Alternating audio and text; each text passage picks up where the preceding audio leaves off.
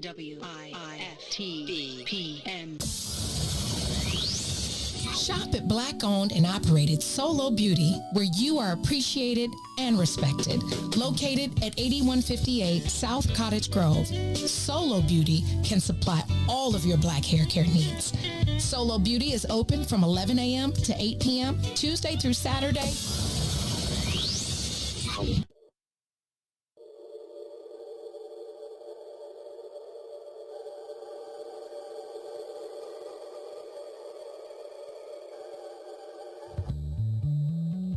Wasted on you. From the beginning, you see my world spinning, just a tasting guide.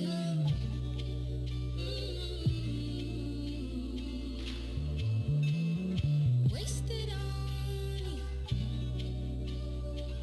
Vision was blurry, the mood got me working, and my feelings got loose. Let's just forget I was just playing. Can we move on and have a good night? Let's just forget unless you're saying, then you might think about us time to time. Let's just forget don't know why I'm waiting. Don't entertain if it ain't right. But let's just say you feel the same. I wouldn't hesitate. Wasted on you. Hours and hours trying to figure out what power makes me feel like I do.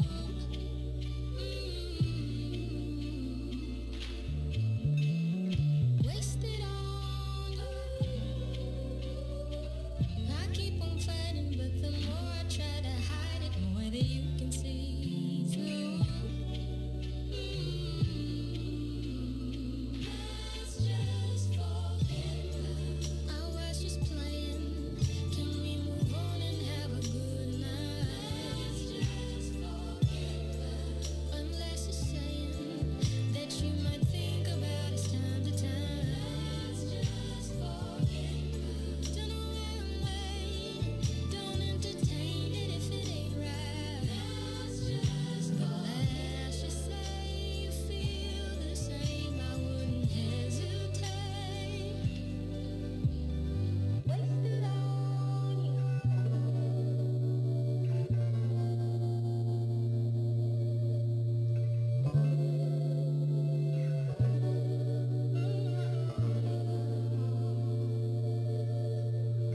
Wasted on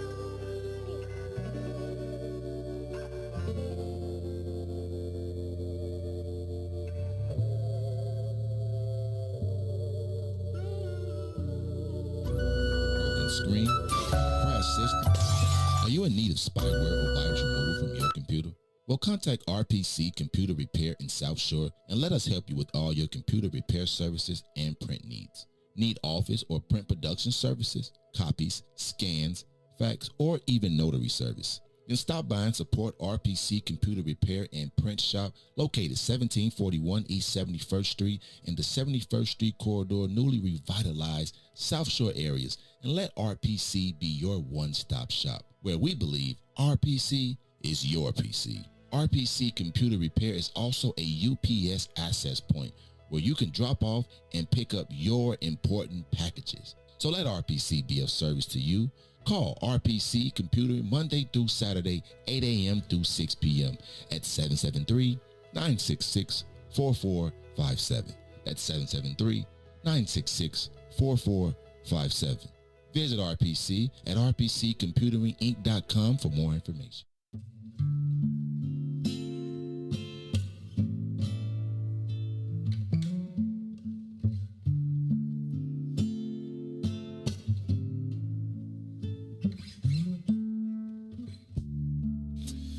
If I gave you my love, I tell you what I do. I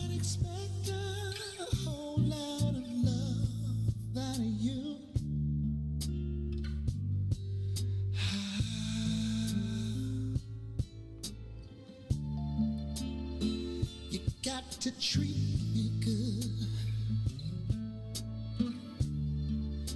and I'll be good to you.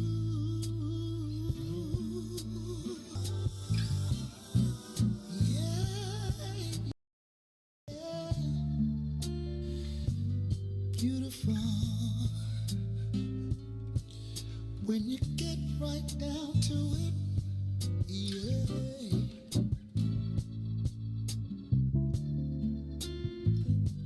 You're beautiful. And I wouldn't change one thing about you, yeah. Oh, 'cause you're beautiful. And I don't mind telling the world about you, yeah.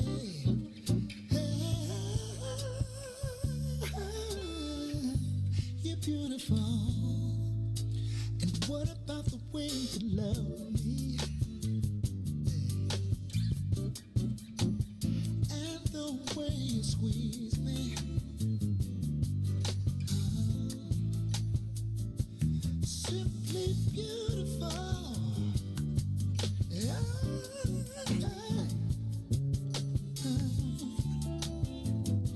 You're beautiful. When you needed me, yeah,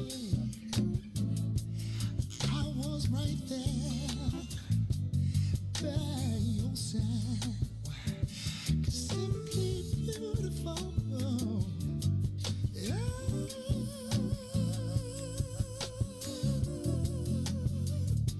You're beautiful. I wouldn't change nothing about you. Yeah. 'Cause you're beautiful. Yeah. When you get right down to it. When you get right down to it. Yeah. When you get right down to it. Oh.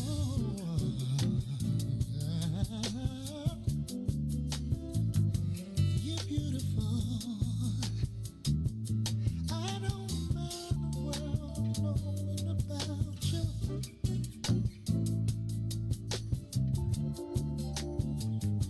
You're beautiful. And I don't care what the magazines say. I don't care what the magazines say. You're beautiful. Simply beautiful, beautiful, beautiful. You're beautiful.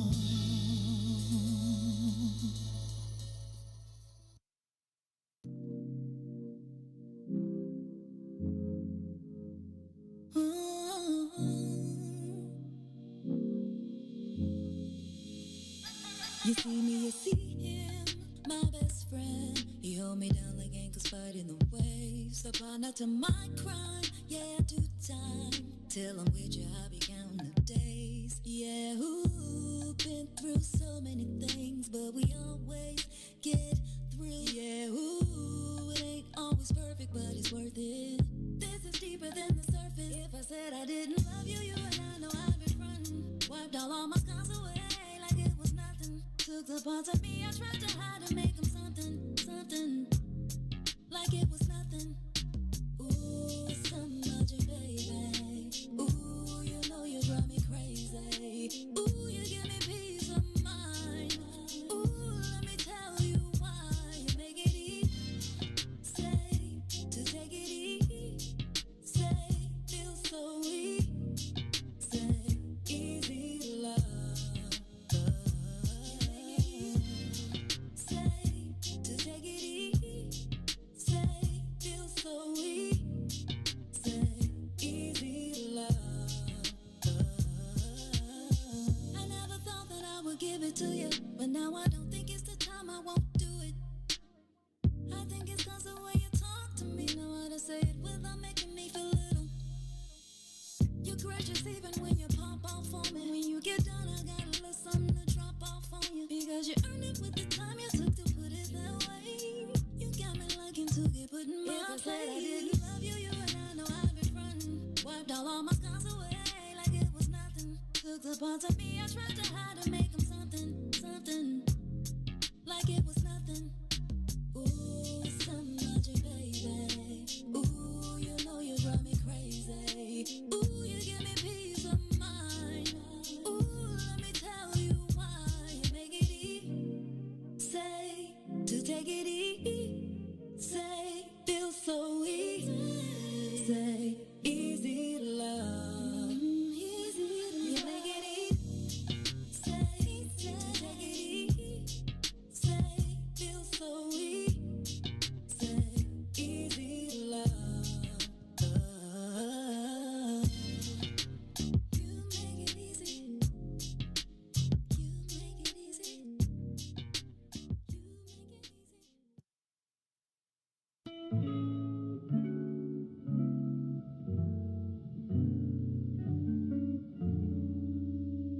Loving you has always been easy because it's true. Yeah, yeah. I wouldn't have believed if someone would have told me you would come along to reveal my soul. 'Cause I was done with love, my heart had grown cold. So cold. You had good energy, exactly what I needed. You walked in my life and placed the joy where was needed. Now I'm mirage what I feel for you. Put that on God, girl, I'm loving you. Said it's easy. It's easy to love. Easy to love. Easy to love.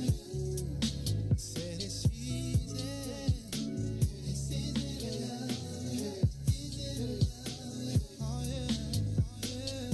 Loving you has always been easy 'cause you're beautiful. Loving you has always been wonderful, more than you'll ever know. We got good chemistry, go together like love says. Passion and care we show one another, tops all the rest. The feelings I have for you, I ain't felt in so long.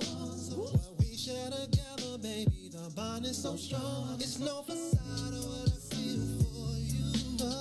Put that on God, I got love for you. Yeah, said it's easy. It's easy to love. Easy to love. Yeah. Woo. Said it's easy, baby. It's easy to love. Easy to love. Said it's easy, baby. It's easy to love. Easy to love. Said it's easy. So easy to love. Easy to love you. Loving you has always been easy 'cause you're beautiful. Loving you, yeah, it's what I search my life to do. Yeah, yeah, oh yeah, oh yeah, yeah.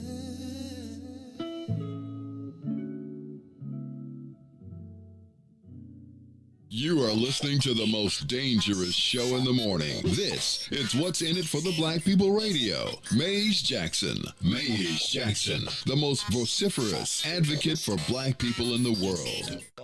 For Ruthie Moore, for Todd Stroger, I am the host of the Maze Jackson Show, asking every single day, what's in it for the black people?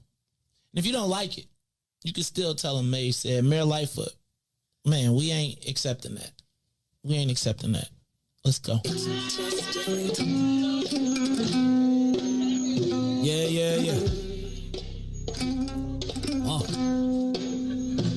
let's get down to business and go ahead and address the facts, man. Lightfoot seems more lesbian than black. Rahm Emanuel's another case, he was just as tired. 50 closed schools left much to be desired. Police had Anjanette naked on that body cam. They suppressed the footage so it couldn't touch a lot of hands. Reminds me of that 16 shots in that cover-up. Both of them similar, so I went and dug it up. George Floyd killed, a lot of riots happened in the town. Southside burned and they wouldn't let them bridges down. Grandmother sick, need a prescription and plus a couple groceries. You gon' have to travel just to get it now. COVID-19 out here shutting all the business down. Not enough SBA loans to even give around. So many failed businesses that you could put them in the pile. If you don't survive the pandemic, it's gon' sit you down. We sing, dance, play ball, entertain, and crack jokes. Government infested black neighborhoods with crack smoke. System that milked us so bad, we got lactose. Still trying to find out what's in it for us black folks. We sing, dance, play ball, entertain, and crack jokes. Government infested black neighborhoods with crack smoke. System that milked us so bad, we got lactose. Still trying to find out what's in it for us black folks. Shout out to Willie Wilson, hope one day you get to send it. We need some different players in the game to handle business. So many shady characters like Madigan and Blago. But when you really break it down, it's typical Chicago. City full of gangsters, it's what the land was built on. Same streets with hood legends, DNA gets spilled on. Carjackers out here lurking, trying to get they steel on. Looking for a block to put them Hellcat wheels on. Lenders give bogus appraisals a red line. Car crackers out here getting minimal fair time. And up to seal carry, I stay with the pipe. But Illinois gun laws giving minimal rights. Stay up on the swivel, make sure I'm moving tight.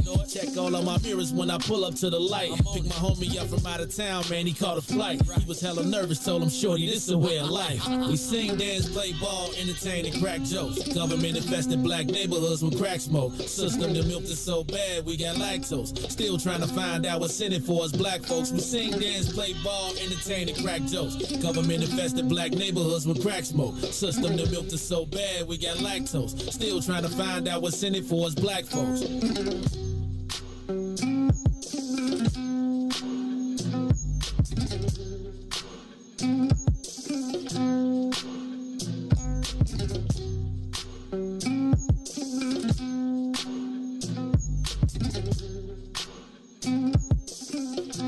Wake up, Chicago! Wake up, world. This is the Maze Jackson Show. I'm your host, Maze Jackson. Got my sometimes co-host, Todd Stroger here. It's like sometimes, man, Todd, this is when you mess it all up. What? 2 days in a row, on time, ready to rock and roll, and then you'll disappear for 3 days. Just like a black dude. Right? just like a black employee, man. Some days you be like, straight up. You know, everybody be, like, you know what, when I used to, let me not say when I used to. There was a time when we had over 200 employees, right? Right. And during that time, one of the biggest challenges we had was because we used to work with, I don't know if it's okay to say, but part of my secondary mission was to teach basic job skills to at-risk youth. Mm-hmm. Man, and we was paying like $10 an hour when the minimum wage was like $7. So it was like, you know, we had people coming and going all day long, you know what I'm saying? But boy, I used to dread Monday after a Friday payday because you didn't know who was coming back, right? Right. Because mugs get their paycheck like, don't let it be like a fat check, like 240 hours, or like it would be like we had so many hours, people would be getting like 50, 60 hours, so they'd be going into overtime. So they'd get like a couple $1,000 check. And you know, if you ain't used to getting a couple $1,000 check, man, mugs would be like, that Friday, they'll come get the check. I mean, they be perfect. They be there 8 o'clock every day, on time, no problem. Then you won't see them for 2 weeks. Mm-hmm. Then they come back like, hey, Joe. Then they come back, right? Like, hey, what's up? And you be like, dog, you can't not come in for 2 weeks and then be like, I spent the check. That's the whole point. So you stack, and you just made me think of that time. No. There has definitely been a problem with job skills like that. Like, I think I told you before, I had a lawn business, and a guy literally quit in the middle of cutting the lawn. He was like, it's too hot, I'm going home. and he left. I have had, that is, you know what, that is so funny.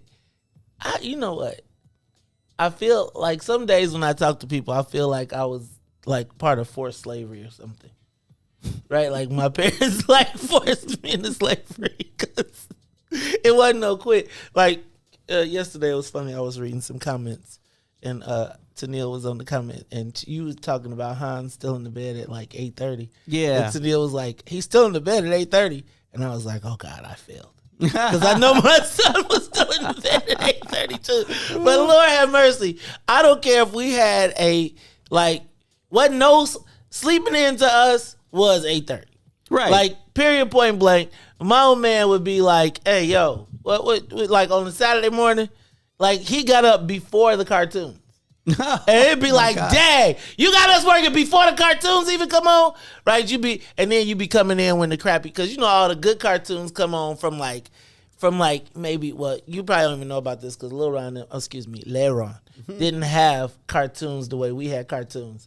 But the good cartoons would start coming on at like 7 o'clock. Right. And then it'd be from 7 to about 9. Then anything that came on after 9 was garbage, right? It was like wasn't my kind of thing. It was like the mixed animated, like the puffy, Exactly. stuffy. So, like, no, that ain't cartoons. I want Justice League. You mean and he HR would, puffing stuff, but okay. but he would always, then we would want, and it'd be like something like, you got to pick up the sticks. Like, dog, these are trees. Sticks are going to be here every day. Like, and even when I go to Tennille's house now. You picked up this. Nah, I'm not. Oh. But Tennille makes my son pick up the sticks, and it is so funny to me. Because he be like, when he goes to stay, so he loves going to stay with his grandma. He loves going to stay with his grandma. Maybe his aunt, not so much. Not so much. No, Aunt Tennille is like the best auntie after work is done. Right? Like my old man would like intersperse the work. So he would intersperse it. So it would be like, you got to work at like 8 to 10. Then he'd come back and then have a project at 2 o'clock. So you couldn't really get no good play in on a Saturday. You'll be like, it almost would be like, I don't even know if I want Saturday to get here. And don't let him pull up. Like, don't let it be like, the worst time was like yard season. Like, the worst would be like this. He would, like, this is when you knew you were doomed for like 2 weeks. Like, the landscaping truck would pull up. You hear beep, beep, beep, beep, and it will pull up and it would dump a load of dirt right in front of our fence, right? Which meant, and the pile was like, they used to, so you know you order dirt by the yard. So he'd get yards of dirt, and that just meant we was stuck. Like, that just meant, like, I'm about to be shoveling, I literally, somewhere. My old man literally, I was 8 years old. The fence weighed more than me. And I couldn't even hold it up. He'd be like, hold the fence on the... I'd be like, dog is fuck. Like, I'd be all up under the fence. Oh. Todd, did you have to... I used to have to take my dog out and watch him go to the bathroom. Like, in our own yard. I was like, that's why we got a fence. Why do I have to go out here? You have to... Did you ever have to do that? No, our first dog, we tried to train it to go in the paper. I remember that. And the second dog didn't last long. I don't really remember. I think somebody stole it. It was a German Shepherd, and it was outside. And then one day it was gone. Hey, it's rough out there. You know what we need to do? I'm gonna tell you, we're gonna probably wind up freestyling a little bit today. But I do think sometime later on the thing, what are the things that your parents made you do, like growing up, that maybe you probably it's so much I feel like I just failed my children on.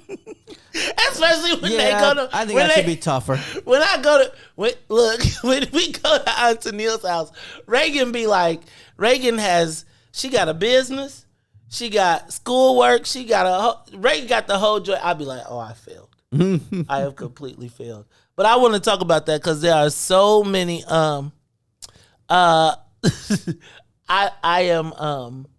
I did yesterday. I got him, Madam President. I was like, I felt like I was slacking too. I was like, hey, yo, man, wash some of these dishes around here. Get up, go take some of this garbage out. Get around here, move around some. But I was just thinking we should talk about some of that a little bit later because, like, the changes in parenting. Yeah, right. Like, dog, do you remember? You expected your parents to give you things to do. Well, man, you woke up. Well, first of all, we didn't dishwasher. Like, dude, I am the dishwasher. I was the personal servant. Of course. Like, I feel like I was an indentured. Like, give me some water. You ain't even thirsty. You got a full glass. I said, give me some water. Turn the channel. You said you wanted to watch every kid was a remote. Oh, my goodness. Yes. We're going to talk about that a little bit later. Like, what are the things that your parents made you do that you either you felt like helped you, but you probably didn't. Yeah, I got to do some more work. You with didn't my see son that on at the time, right? Yeah, it's a lot of things I appreciate now. That It's second nature to you. yeah, it's like I would tell you like just even the ability to repair stuff. Like just the ability to, if a box comes and everything is I got a tool bag, right? Like I can put anything together pretty much. Like if there's instructions, I can pretty much do it. I could build a wall, even though I paid Tamiko. Well, I didn't pay Tamiko. Tamiko sponsored the wall, hence Okamet. But yes. I feel like there was a moment where I contemplated putting up the walls myself. Let's put it that way. I wouldn't have been able to do that. But I do feel like, now this would have been a crooked ass wall. But it would have been a wall. It would have been stable. It would have been stable. You could have ran into it. And it wouldn't have knocked down. But I do feel like there's a lot. Like I feel like I could put up a fence. I can do basic electric work. You see, I mean, everything that has been upgraded. Like I installed the lighting. I probably got to do a little bit better over that. But, it's all that. So we're going to talk about some of the things, some of the tools, some of the skill sets, because I do feel like we don't work with our hands now. And I think that was always the fallback for black.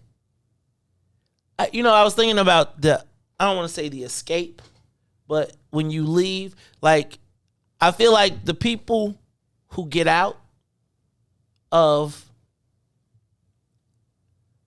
their circumstance, I don't want to call it bootstrap. That's not it. But I do think they recognize that just doing the average won't get them from point A to point B. And so they add different sacrifices to it, right? Like, so I think like when you think about all the people that went from, let's say, not poverty, but went from, subsistence to being able to get ahead, there was a point where they recognized that just a 9-to-5 wasn't going to get it. And if they were going to, even because let's say it was all the oppression and everything else that was there, they recognized that to make that leap, they were going to have to do something above and beyond. Whether that meant that I'm going to take a second job, whether it means that I'm going to do something on the weekends that I can then squirrel away because I got to subsist. And I think those are the tools that some of us miss in our climb. And so it's weird. We're going to talk about it a little bit more, but first, let's do this. We want to welcome the WBGX 1570 AM audience. They joined us at 6:30 AM. So what's up to everybody on WBGX 1570 AM? Everybody, dang. Everybody watching us on YouTube, on Facebook, on Twitch, on Periscope, and if you are tuned in to us on the TuneIn app, we want to welcome you. Join us. Maze and Todd are in. DJ Reese the Ruler, who, in case y'all did, okay, let me back up. We just gonna claim Dr. Sonia Escobar. Yes. In case you did not hear yesterday, Dr. Sonia Escobar is returning to Oklahoma to pursue her PhD. Heartbreaking for me personally because she has been with me since I started, right? And when we made this move, she was like, yo, but we never want to stop anyone from, I can't wait till we have to interview Dr. Sonia, right? And so filling in, taking that space will be DJ Reese the Ruler at 5 o'clock in the morning because, LOLLAPALOOZA, he a player from the Himalayas. So, LOLLAPALOOZA, like, I can't do no 5 a.m. right there. I see, when you get a family. It's a struggle. But I know. I know. That's why I didn't even put it on you, right? Because I feel like I could have probably just leaned on him a little bit and he would have did it. But LOLLAPALOOZA, he a player from the Himalayas. DJ got a family. So, he need to sit down, go to sleep anyway.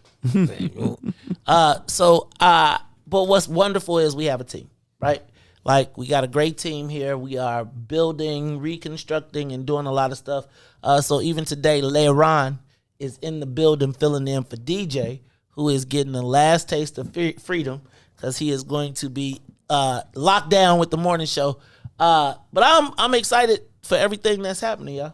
So let's do this. Let's take a break. We'll take Ryan, I think what we'll do is we'll play. Why don't you first, let's play the Solo Beauty commercial, and then we come back. We're going to talk about Solo Beauty. Give us a quick, maybe like Steve Stonehuff or something like that. Like, give us a solo Steve Stonehuff. We won't have traffic and weather. You think you up to traffic, news, and weather? You think you can pull it together? Not this one, but we'll give it to. We'll see if. All right, y'all. We're gonna audition later on for traffic, news, weather, and the sports at 6:00. So look, we'll play a commercial, a song, bring us back. We'll finish up the headlines plus the social media question of the day. It is the Maze Jackson Show. We'll be right back. WIFTBPM. Shop at Black-owned and operated Solo Beauty, where you are appreciated and respected. Located at 8158 South Cottage Grove, Solo Beauty can supply all of your black hair care needs. Solo Beauty is open from 11 a.m. to 8 p.m., Tuesday through Saturday.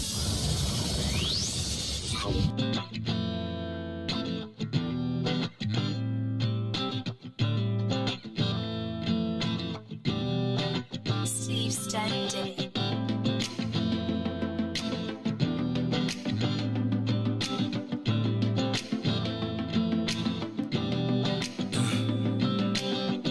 Bring your body here to me. Always sexy as can be. Watching every move you make. No more dreaming about today.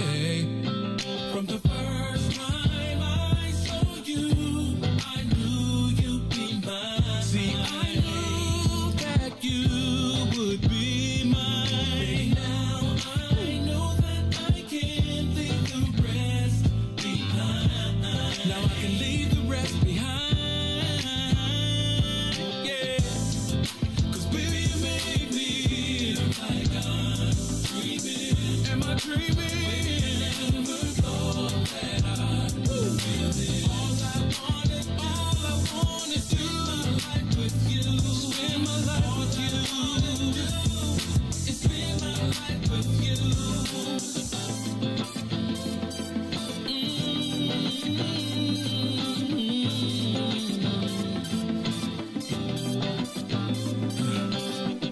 We're about to set it off. See, we don't need no clothes at all. Your private invite to this party. I'll be all night catering to your body. From the first time I saw you, I knew you'd be mine. I knew that you would be mine. Now I know that I can't leave the rest behind. See, I can leave the rest behind because, yeah, baby, you make me feel. You are listening to the Maze Jackson Show. I'm your host, Maze Jackson. Got my sometimes co-host Todd Stroger. Maze, are you crying? Todd, I never cry. Mm-hmm. Todd, Mm-hmm. I'm not. I know you don't have your buddy DJ here. I know somewhere in the Alpha Law Handbook you all are taught sensitivity. Men, that wasn't in our book though. So no, I don't cry. I just don't. Well, you need a book to cry. And I don't. No, I don't. I just don't cry. You know, the president's listening. I saw her. She's up. And so. she know. She know I'm stone faced. I be like, Yeah, right. You are a warrior. You crying on the inside. I cried tears of joy and pain on the inside. Is that why? And they swell up in my belly, which is probably why my stomach is poking out right now. No, I'm just joking. All right, y'all. This is the Maze Jackson Show. I'm your host. I was joking about that. My stomach poking Oh, out. I'm not joking about my stomach poking out. I was just joking about the reasoning. But this is the Maze Jackson Show. I am your host, Maze Jackson. Got my co-host, sometimes Todd Stroger in the building, and DJ Ron Rilla is in the building. Hey, Ron, I don't really be looking at too much. I really am pretty self-absorbed, but I seen you I seen Ron kicking it, y'all. Ron, you was down in the South. First of all, did you got a vaccine? Yeah. I just got vaccinated when I got back. So at the, I literally just got vaccinated yesterday. Really? Yeah. we need to put you in the you in the bubble, dog. Yeah, don't come out of that You room. in the bubble, Joe. I'm vaccinated now. No, Dog, all these. Can I supposed just to be point out 10 this? days. Can I just point this out though? I just want to point this out. For all of the information, for everywhere that you go, for everything that you hear, Ron Rilla just literally demonstrated what the problem is. Like, just not the problem, but just think about they are spending hundreds of millions of dollars, and this dude just came in and said, I'm straight because I'm vaccinated. No, it's 10 days after you get the vaccine that you're then supposed to be considered vaccinated. So you got Johnson & Johnson, apparently. Nah. I got to go back for the second one. So then you're not fully vaccinated until you take the second one, and it don't hurt. It don't really hurt. It just, it's sore around the area. What you get, Moderna? Yeah. Okay, I got Moderna too. Me too. I got, so I'm just telling you. Yeah, man. So anyway, I saw you in Miami doing your thing, man. What was funny was this is what made me bring it up. Cause I feel like sometimes when you watch Ron, I forget how much of the world that you don't know exists at a young age. Right? And so he posted, I literally understand what people mean when they say Miami or a city owes me nothing. Right? What? You know how people say President Steele said when we came back from Jamaica that Jamaica owes me nothing. Right? It's like we ate, we drank, we kicked it. He had a great time. Right. And it's like there are times when you go places and you might just sit around, you be like, but it was funny to see Ron express that. That's what made me. So what, you went to Miami. So I've actually been, this is my fourth time in Florida. I hate Miami. Go ahead. This is my fourth time actually being in Florida. Twice as a teenager, twice as an adult. Okay. I've never been to Miami though. Every time I've been, it's always Disney World. like Orlando. Okay. Like Universal Studios. Okay. I've never been to the party side like Miami.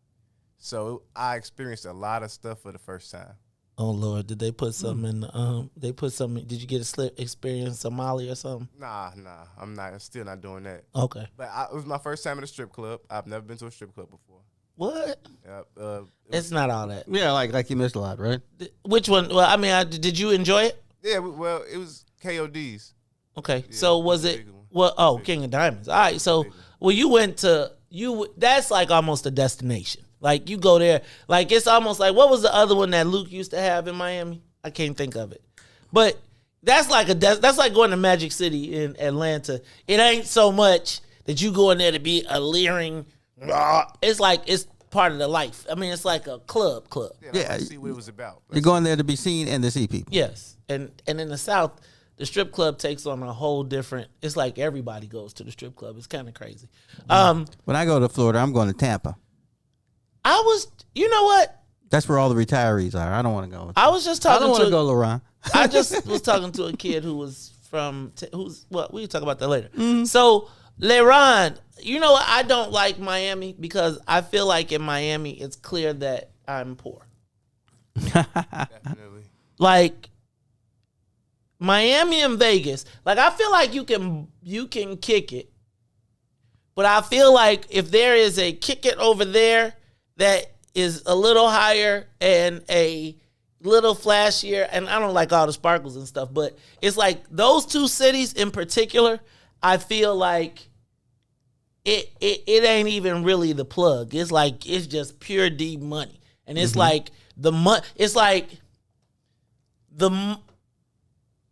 you can be plugged, but you gotta have the money to still be in the plug space. And something about it, and it's like I ain't even like when you be like, nah, dog, it ain't even that serious. Like, hold on, wait, $1,000?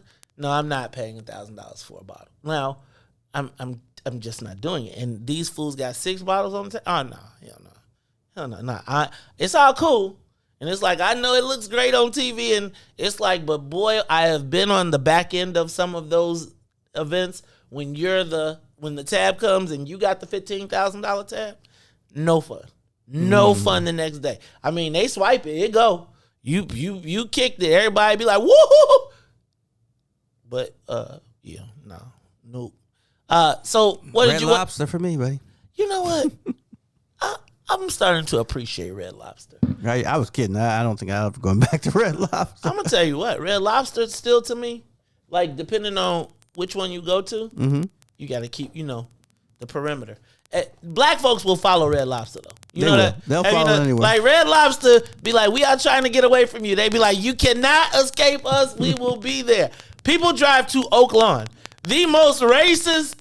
Like they drive down 95th to get to, and everybody know you drive down 95th. You Like, may get a ticket you any be like, moment. you be like, yeah. Anyway, No, if I'm going to chase the Darden group, I'm going to chase the Olive Garden. so it's interesting. With the exception of Red Lobster, I don't feel like any of those places taste the same to me the way they used to. Like, I feel like there was a time if you took me to Olive Garden, that was like, oh my God, where did God deliver? It would be like, oh. I'd be like, all right, so, I haven't been in a long time, so maybe it has changed. So, yeah. Angela, you prefer Clearwater anyway because you're older like me. Like, I don't like Miami. First of all, Miami is for the young and the svelte. I am the young and the svelte. That Yeah, means I'm you neither gotta of be- those. Right, I'm not walking around with my shirt off. Sorry, just not happening. No. Nope. Nope, won't be me. I'm gonna be straight up with a I'm gonna straight up have I'm gonna have on my polo, have me on some of them Bermuda shorts, and now, as my son calls them, I'm gonna rock my slides. Y'all gotta be careful. My son tried to swipe my slides the other day. Oh, shoot.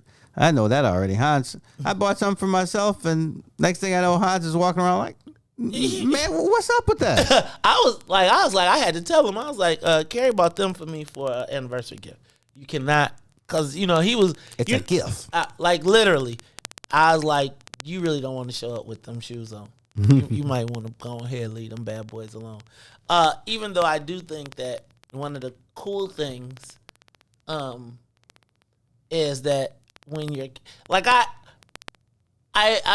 think Milan skipped the part where you come home and swipe all the detergent, right? Like you wash all your clothes and then you dump all the detergent in your bag on the way out the door, so you don't have to buy any for like a week or anything. Wow. But I do think it's pretty cool for the kids to be able to come, like go in the crib and be like, let me get that, let me get that, let me get that, let me get that, and you be like, okay, you can have it. All right, y'all. It is the Maze Jackson Show. I don't know what the heck we've been talking about, but let's do this. Let's get the soul plane up to 60,000 feet. Can you fly us up that run? Now look, y'all. LeRon ain't flew the plane in a minute, yo, and now we about to retool this bad boy. We on some Jeff Bezos. We trying to go to space, but right now, Ron, we're gonna have you keep us in the stratosphere. So let's go up to 60,000 feet. Let's get this thing up and away. It is the Maze Jackson Show. Maze, LeRon, and Todd Stroger. Ruthie will be back on Monday. Also, can I remind you all tomorrow, I love you. Todd, are you gonna come broadcast live with us at Solo Beauty tomorrow? That's my plan. Okay, so we got to get a game plan together. Hey, LeRon, you should come tomorrow. You should come on, be the board out for us. You should just come on out to Solo Beauty. It's the largest black-owned beauty supply store in Chicago. Nidra Williams is opening up tomorrow. We're going to be out there. Oh, wait, and wear broadcasting. your mask because you're coming from the South. Let's Florida. Y'all want to broadcast from 12 to 2? Can we do 12 to 2? I think we can. Let's do 12 to 2. Now, I'm going to tell y'all what, though. I want everything sold out by the time we get there. Right? So I'm going to give you all the details. But y'all got to know, Solo Beauty. Do y'all know that, what are they hearing? What y'all saying y'all hear? Solo Beauty Supply, our very own Nidra Williams, is opening the largest one. Shout out to her. Shout out to Ro Davis. Shout out to Cassiopeia and the Black Mall. Shout out to WDB Marketing. Let me tell y'all. So I gotta figure out my day. I got a little crazy. I got a little running around to do. Don't forget, I'm also producing. You're hearing static? They're saying they're hearing static. So maybe we need to check the cables, check the cords, or something like that. But in the meantime, Nidra Williams is opening up the world's largest solo beauty, not world's largest solo beauty supply, the largest black-owned beauty supply store in Chicago. And I have got to get out there sometime today because we got to put some stuff together. I'm trying to help. I'm trying to be a part. It's cracking. Maybe we got to... You hear it? All right, y'all. So you hear it on the... All right, well, look, we'll figure this stuff out in a second. We will, you know what I think you need to do? Remember that time I told you, first of all, let's reset. Turn it off, turn it back on. Turn it off, turn it back on.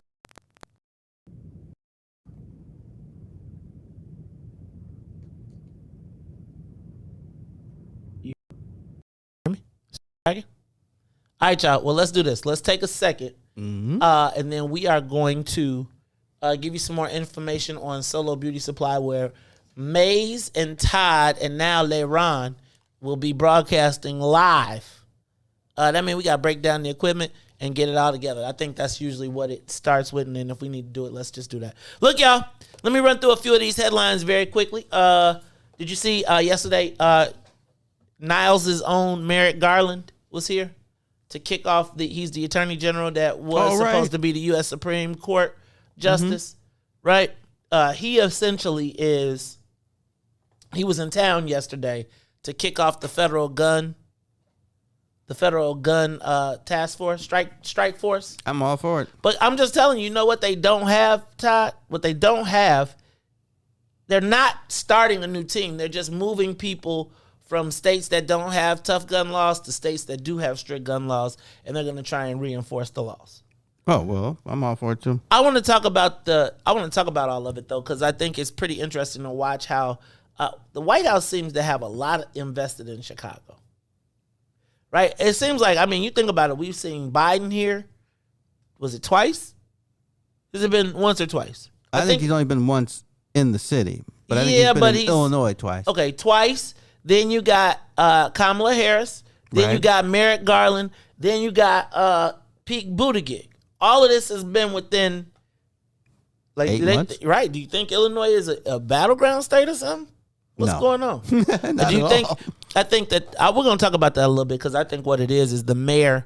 I think that it goes to that whole the mayor is down nationally but not plugged locally. Oh, did you see the Crane article? I saw it, but I was on vacation, so I didn't really read it. But what was it? The one about why she go national? Well, it was like the mayor's been on CNN 40 times. And Chicago, she still ain't been on What's In It for the Black People media once. Interview 40 times, which is incredible. But I think she hits their sweet spot. Black, gay, woman, major city. Keisha Lance Bottoms. Remember they were using the black women through the Trump, and I think she established herself nationally and confused that with locally, because Chicagoans don't care about nobody from the national. No, they care, like you could be the president of the United States. I'm telling you, a Chicagoan. What high school did you go to? Right, but I'm gonna tell you. I almost feel like if you were to ask not a true Chicagoan, because I don't want to put that there, but if you were to ask a Chicagoan mayor or president, there are some people in Chicago. I probably would say I'd rather be the mayor than the president. Yeah, me. Yeah, you can last longer, and you don't have to fly all over. And you can fly anywhere you want.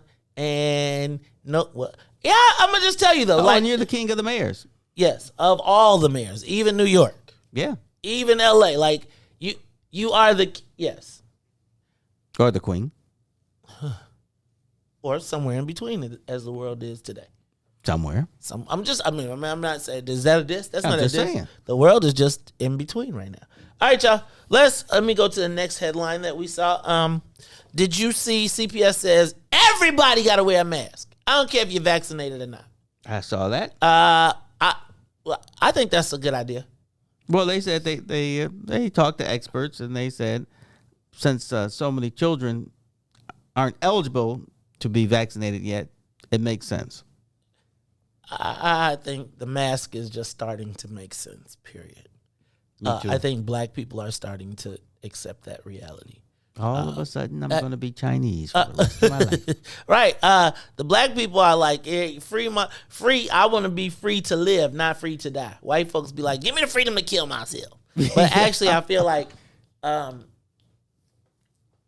I be wrong to say like they keep dropping these variants because they like, well, we didn't get enough. We didn't get the whole right target. They trying to find a target there. Like I feel like they trying to find. I took enough biology to know this is the way things happen. And if you aren't, and if we, the human race, I told you about Secret Service, the Kingsman, and his theory that the human race was poisoning the planet and the planet was fighting back. I'm like, man, there may be something to that.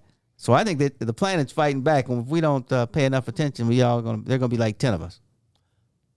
LeRon, you around here nodding your head like this made me think, are we finna? I kind of believe that theory too. Ron is making me think of them. Remember when you had locks and it meant you was conscious, you was in tune with the earth. Ron is like, right. Mother Nature, I must be at one with the earth. And he was in the land of the sun, or one of those lands. I don't know. Do you think this virus was man-made? No. Are you I feel like, can I just tell you what I feel like we're doing? I feel like we're literally going the long way around back into the stuff that Trump was saying. Like, I do. I'm going to say that it seems like this medical stuff, all of this stuff is evolving. Do you think there's a point as these variants keep coming from somewhere else that we're going to shut the border down? That we should? Like, okay. This is America. They'll never truly shut the border down. Shoot. Whatever that means. Huh. I mean, every once in a while, they'll be like, you, from that country, you can't come in. But, they love to bring people in here. I don't know, Todd. I think... there was literally a law that you couldn't bring... that Chinese immigrants couldn't come. And there was literally a law that said, bring as many black people as you want because they're 3/5 of a man. Todd, I have a heart. Like, when everybody be bringing up all of these other things for everybody else, I be like, it's like, as Ruthie would say, we can always one-up them. We were still the slaves. Like, don't cry. You don't never got to compare nobody's nothing to what happened to black folks, because nobody can match it, period, point blank, and all the other people. Not in America. Right.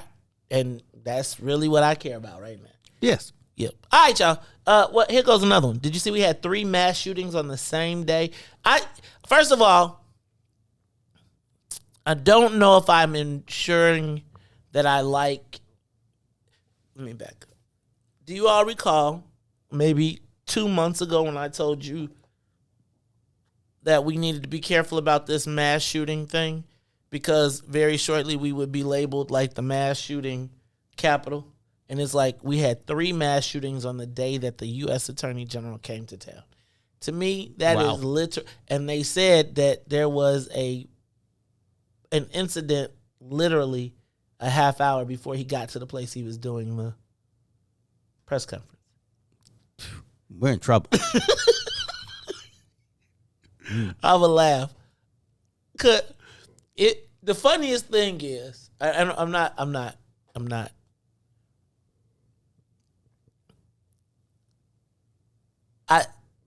How do you? I'm going to tie in something we were talking about earlier to this. Okay. When I was working for a certain agency during the summer, the summer workers would come, and some people worked inside. Some people worked outside. Black people was outside. Go ahead.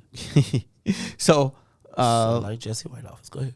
you know, you get a break, and some people working outside, and right across the street was a grocery store. So they go over there. It's the pay period. Somebody owes somebody some money. Somebody pulls out a gun, fires a shot. He got paid. At the sidewalk, and I think he got his money. No, I think he got his money. Okay. But of course, at the end, somewhere in the middle of the day, well, you know, like an hour later, he gets arrested and taken away. And then, like the next week, he calls and says, "I'm ready to come back." That's the problem. People don't understand the consequences of violent actions. They think it's just a normal thing. And this was 30 years ago. So white people do violence. Did y'all see the story about the Of course they do violence. Did y'all see the story yesterday about the young black man who was in the bathroom? Hey, wait a minute. How you know this guy wasn't white in this story? I just said it was a government job, bro. Okay. What color was it? He was black. Okay. Did you see the story about the white man, the drunk white man that saw the 19-year-old autistic black boy in Chicago, black young man? They were at the urinal. The white guy starts cursing at him, starts hurling racial epithets, refuses to let him out of the bathroom, starts punching him, and won't let him out of the bathroom. Eventually, the 19-year-old autistic boy punches the man and escapes the bathroom, where he follows him out of the bathroom and continues to punch him or punch at him while not striking him. And then the police or the security had to subdue him, where through the subduing, he called them all the same word. Uh-huh. Can I just say,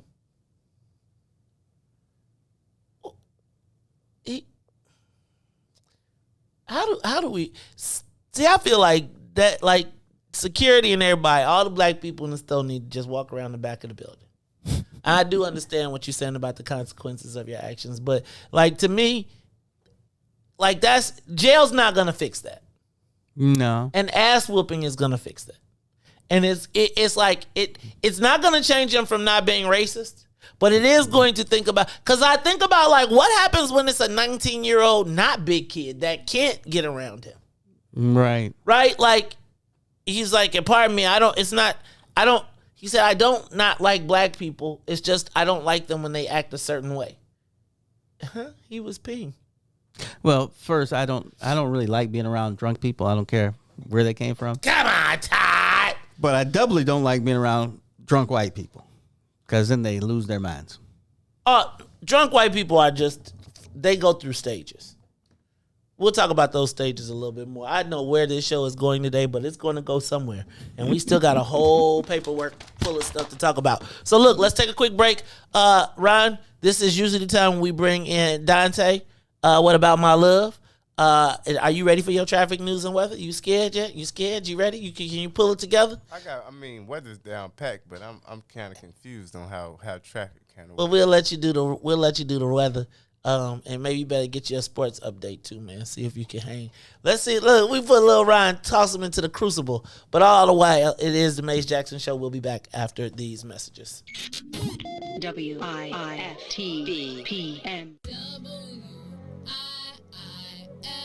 WIIFTBP. Media's just for you and me. WIIFTBP. Media's just for you and me.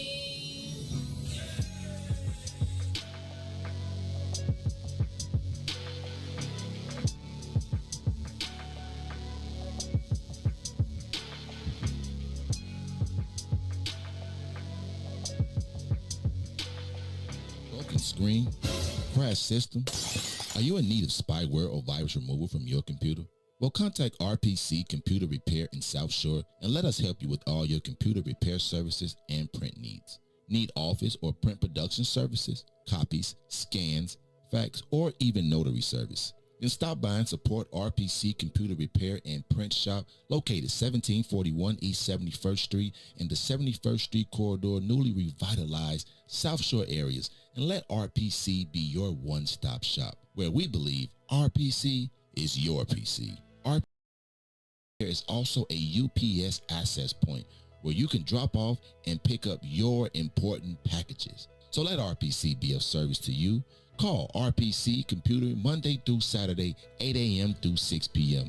at 773-966-4457.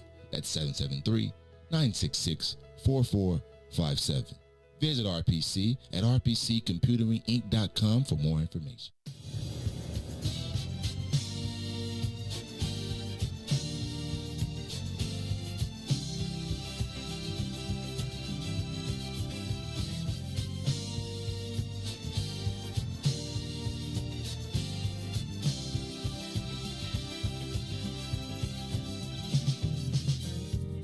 What about my love?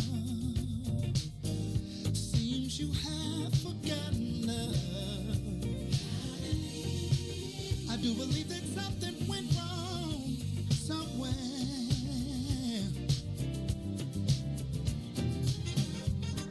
What about my feelings?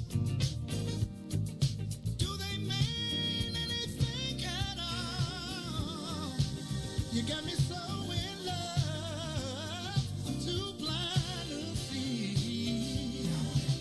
And that you got my love, now you wanna put me down.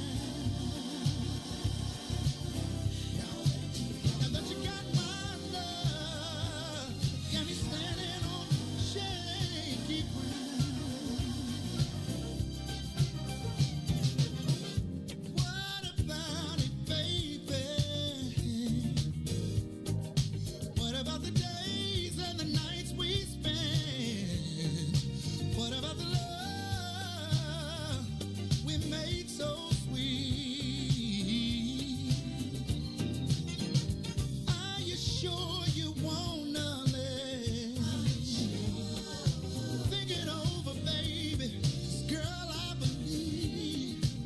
I think you just might wanna change your mind. Now that you got my love, you don't even come around. Now that you got my love, got me standing on shaky ground.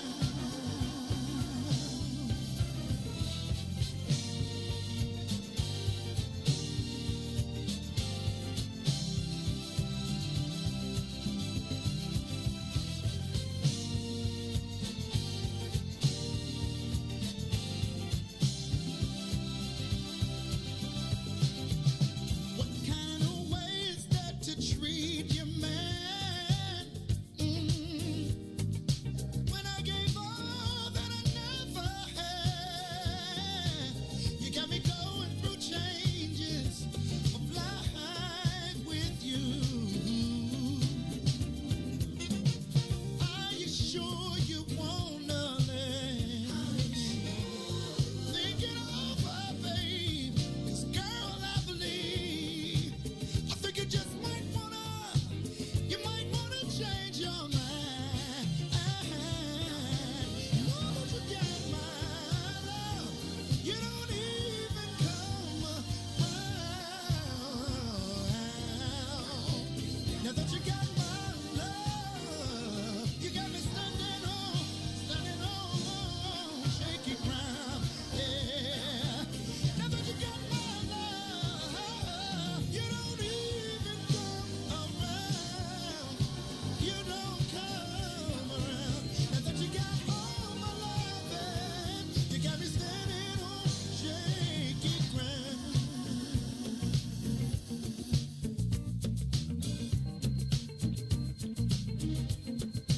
Put your hands together. Put your hands together.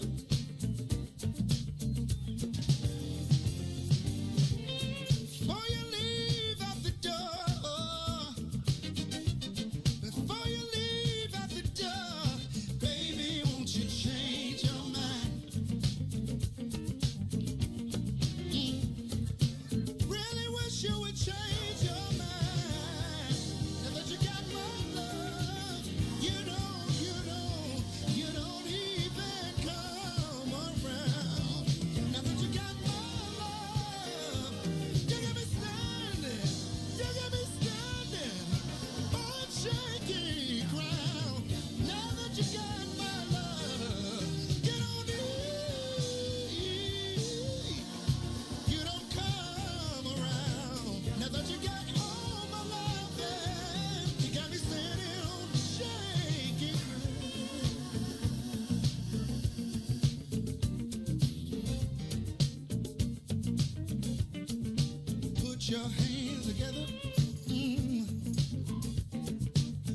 your hands together. Oh my, I had a conversation with her. This is how it went. Before you leave out the door, before you leave out the door, baby, won't you change your mind? Oh, Lord have mercy. 'Cause I need you and you need me. I know we can be happy. Just wait and see. Baby, won't you change your mind? I'll do better if you change your mind. Now that you got my love, you don't even come around. Now that you got my love, got me standing on shaking. Now that you got my love, you don't even come around. Now that you got my love, you got me standing on shaky ground.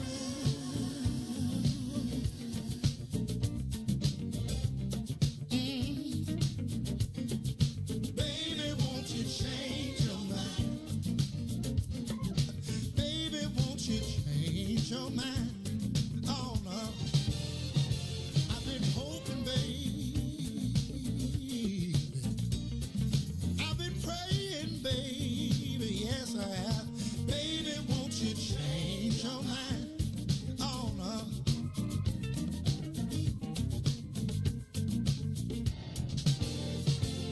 I've been hoping, baby. Yeah. I've been praying down on my knees, praying that you change your mind. Oh, Lord have mercy. I'll do better if you change your mind. Oh no, you got to do the intro, bro. So you got to hit the Remy Ramses at the top of the hour. It's look. Listening to the most dangerous show in the morning. This is What's in It for the Black People Radio. Maze Jackson. Maze Jackson, the most vociferous advocate for black people in the world.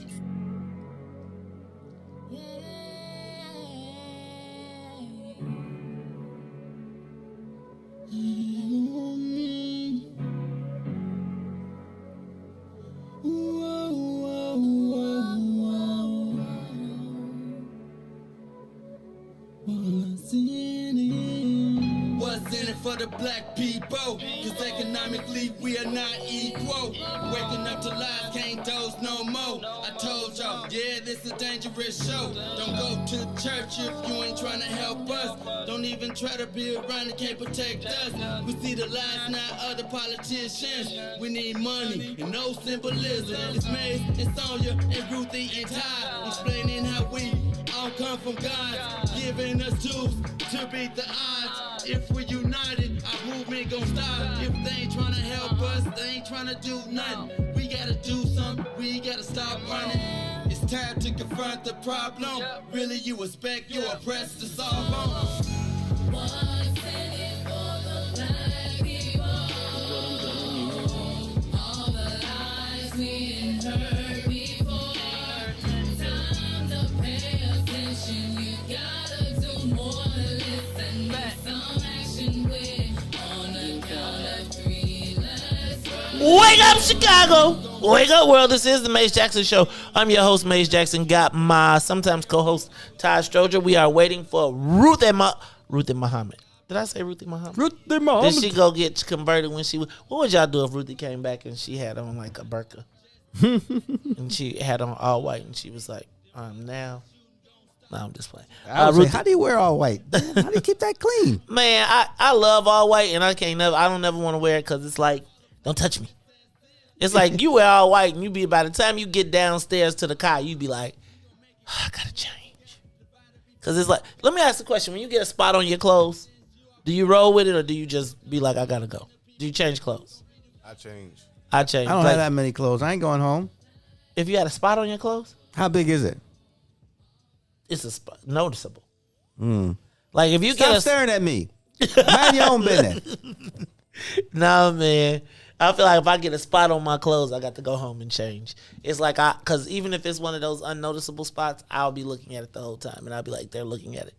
That's pretty vain of me. All right, y'all. Tomorrow, now you all make sure you come check us out. We're gonna be broadcasting live from 12 to 2 at the grand opening of the largest black-owned beauty supply store in Chicago. That's right. Our very own Nidra Williams is opening up a solo beauty supply at 9011 South Ashland.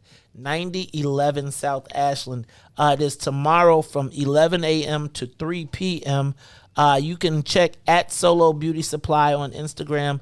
But you can go over there. They got coupons, so you can RSVP to attend. You get $5 off your first order. Plus, it's the Greater Auburn Gresham Development Corporation is teaming up with them for a Vax and Wax. So come celebrate the grand opening of Solo Beauty Supply and get vaccinated and get a gift. Wait. Maze is going to get a wax. He's going to get a, what is it, Todd. LeRon? Todd. He's Speak gonna, for the alphas. Speak for your alpha. He's going to get a Brazilian wax. I'm almost sure.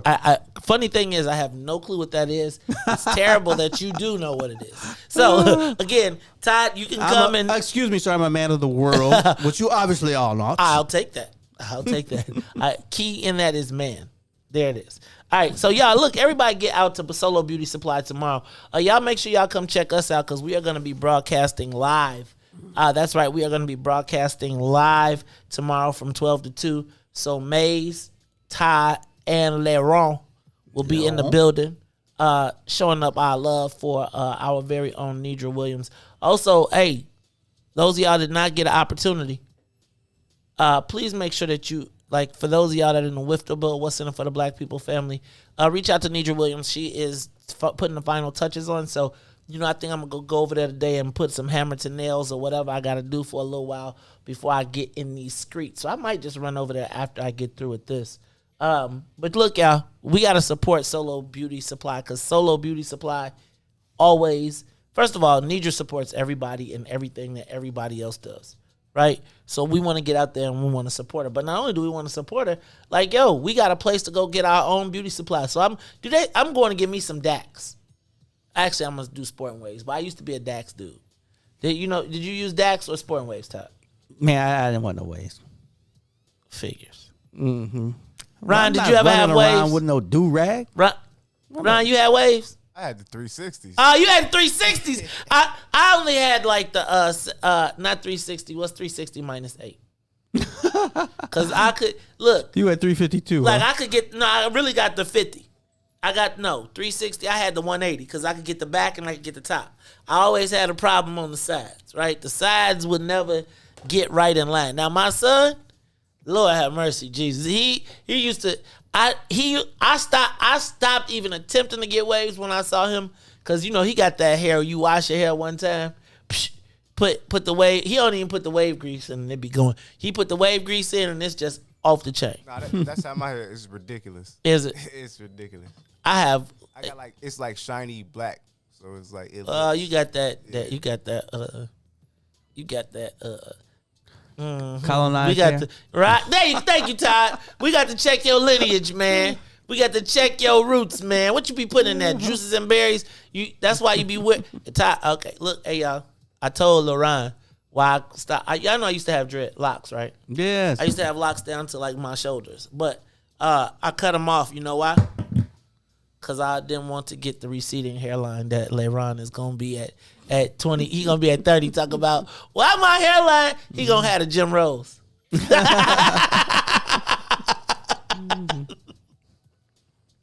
Okay, so look, y'all. And I gotta say, man, how dope it is for Nidra. I want to say maybe a year ago. Was it a little bit over a year ago? I remember our dear brother Tyrone Muhammad pitching some bricks. And I don't think it was the same industry, but it is very similar to the same industry. In that these are industries that operate and profit in our neighborhoods and don't put very much or anything back. And so I'm looking forward to us having to continue this. Opening up. Well, first of all, we got to support Nidra. We got to get a black-owned nail salon. We gotta be in control of these industries. Right. Look, I'm tired of going into all of these corner stores and seeing all of the Arabs and Indians having the sweepstakes machines, and black folks ain't got none, but black folks be lined up. Right. Did I tell you I saw an article that talked about a study that said that casinos ain't the biggest money makers in gaming in the city of Chicago. I mean, in the state. It's those VGTs that are out, those little 6 and 7 shops, 6 and 7 machine places. Do you know that they do over $120 million a month? I guess they're close. And it's only 4 companies, no black people. Honey, I'm going down the corner. It's women though, actually. Really? It's really women. Hey, y'all, I'm just telling you, there should be nobody black shopping at, like, if you are west of the damn Ryan, there is no excuse. Like that, whatever that place is at Jewel Grand Bazaar should be empty from now on. Because Nidra got parking, she got everything. Everything. So if you are shopping at the China store, you better call you better call Tyrone. All right, y'all, it's the Maze Jackson Show. Hey, y'all, can I just say this, though? I really do, before I move off of this topic. The fact that this young man, 19 years old, autistic, trapped in a bathroom by a 44-year-old white man, former Marine, he got arrested. Or he got escorted. Excuse me, he didn't get arrested. He got escorted out of the store. Now, my thing is this. If anybody black saw it, and he was calling now imagine being a black security guard and you getting called ninja by a fat, overweight, 44-year-old white guy in a store where there's black people. Like, again,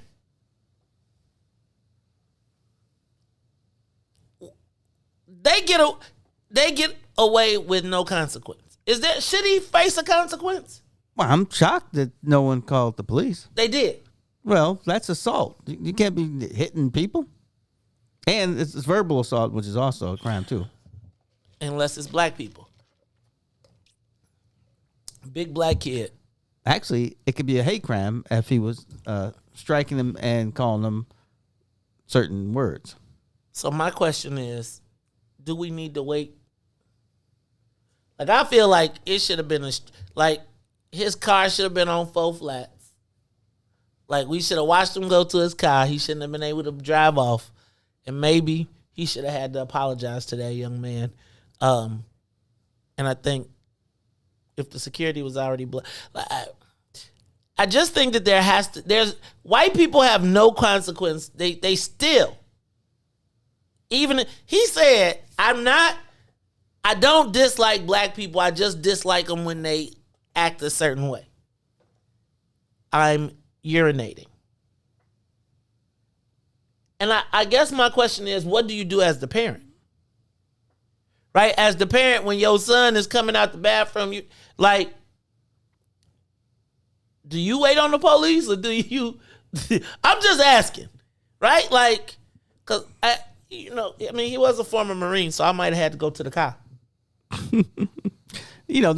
I'm surprised there wasn't, well, you said security was there, but a confrontation. I can't imagine one of my relatives being, chased by somebody and it's not going to be like, okay, you back off, you got to go now.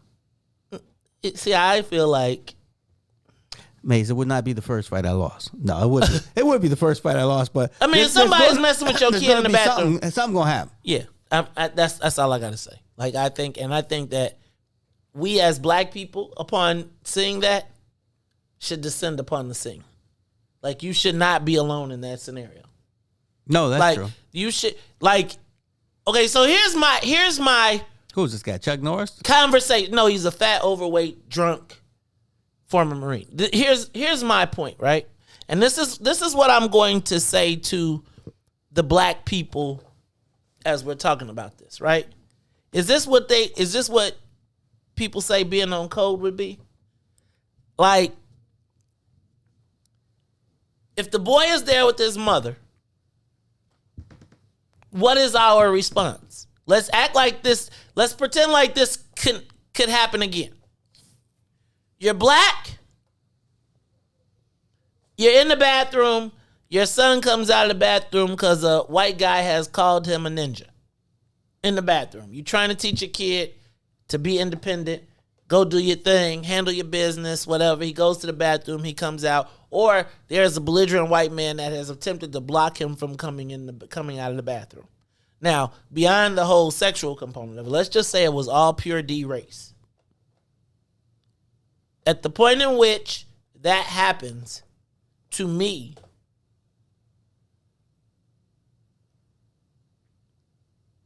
I gotta be honest with you, he can't just leave.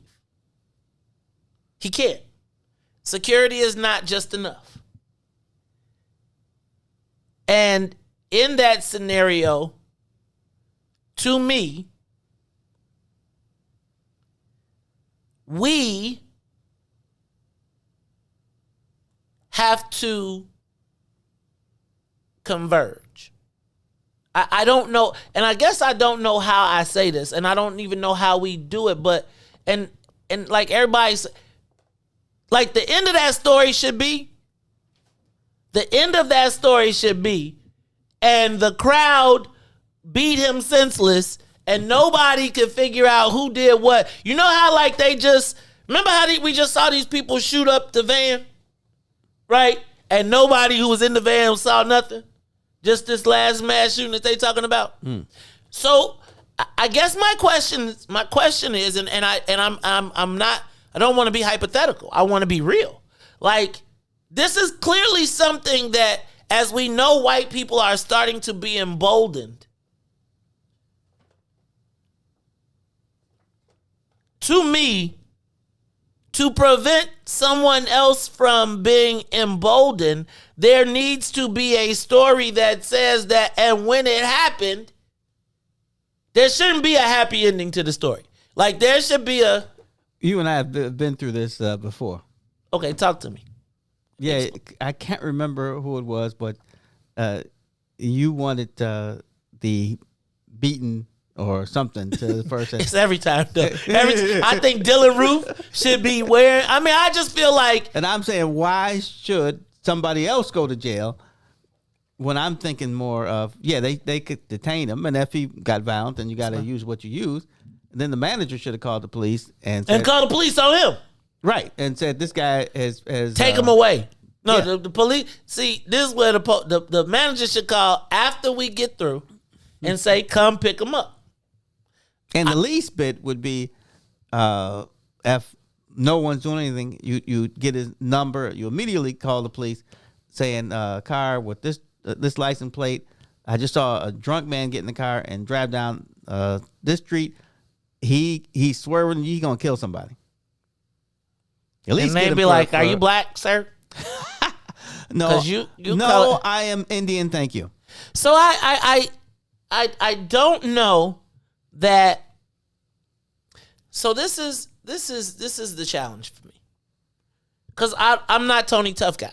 I really am not, and I feel like the challenge in that moment is, oh, now you're not tough. We'll all be paralyzed. Like I feel like everybody will be paralyzed and be like, what do we do?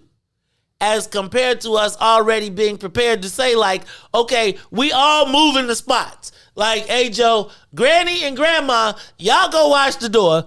The 6 grown black men that's here, let's move him to the bathroom, right? You got the door at the bathroom. You got the inside. You got the outside. We're going to bring him out, and we're going to handle him to... But this is my point. Don't you think that, this is a guess, of course, that because he was an autistic young man, but he was 19, that maybe people were like, man, why isn't he handling his business? Well, he handled his business to get out. But here's my point. See, my thing is, if you see a black person under assault by a white person, right? Like, both of them are customers. Like, there shouldn't even really be a debate. Like, this is me. I was in Home Depot, and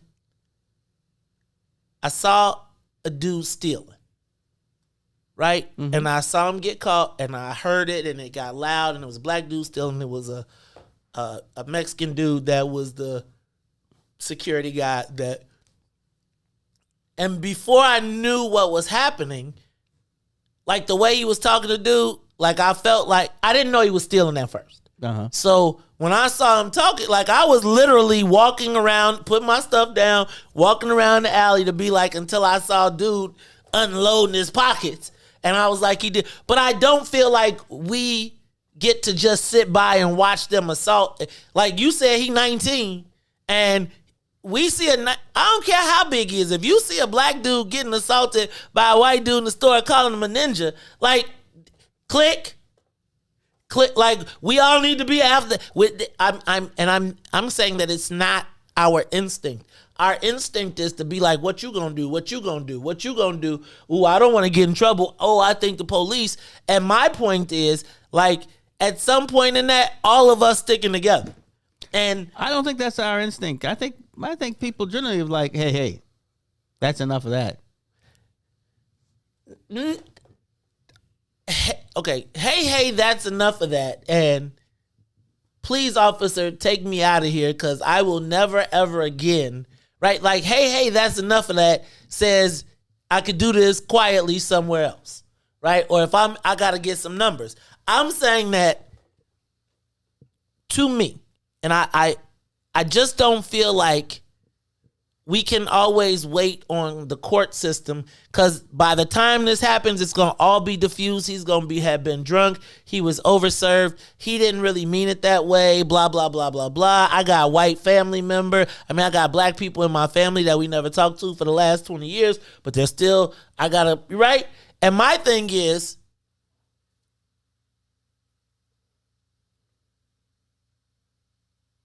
court, we know we're going to be dissatisfied with the outcome at court. Mm-hmm. We are. And I don't know that young man will ever get justice. And I don't know that he will ever feel, and I don't want to say protected, but it's something to know that you ain't out here by yourself. Mm-hmm. And I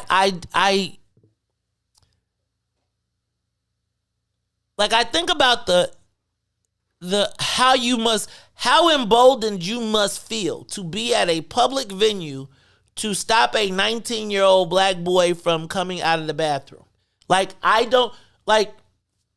have to be pretty drunk, is what I'm thinking.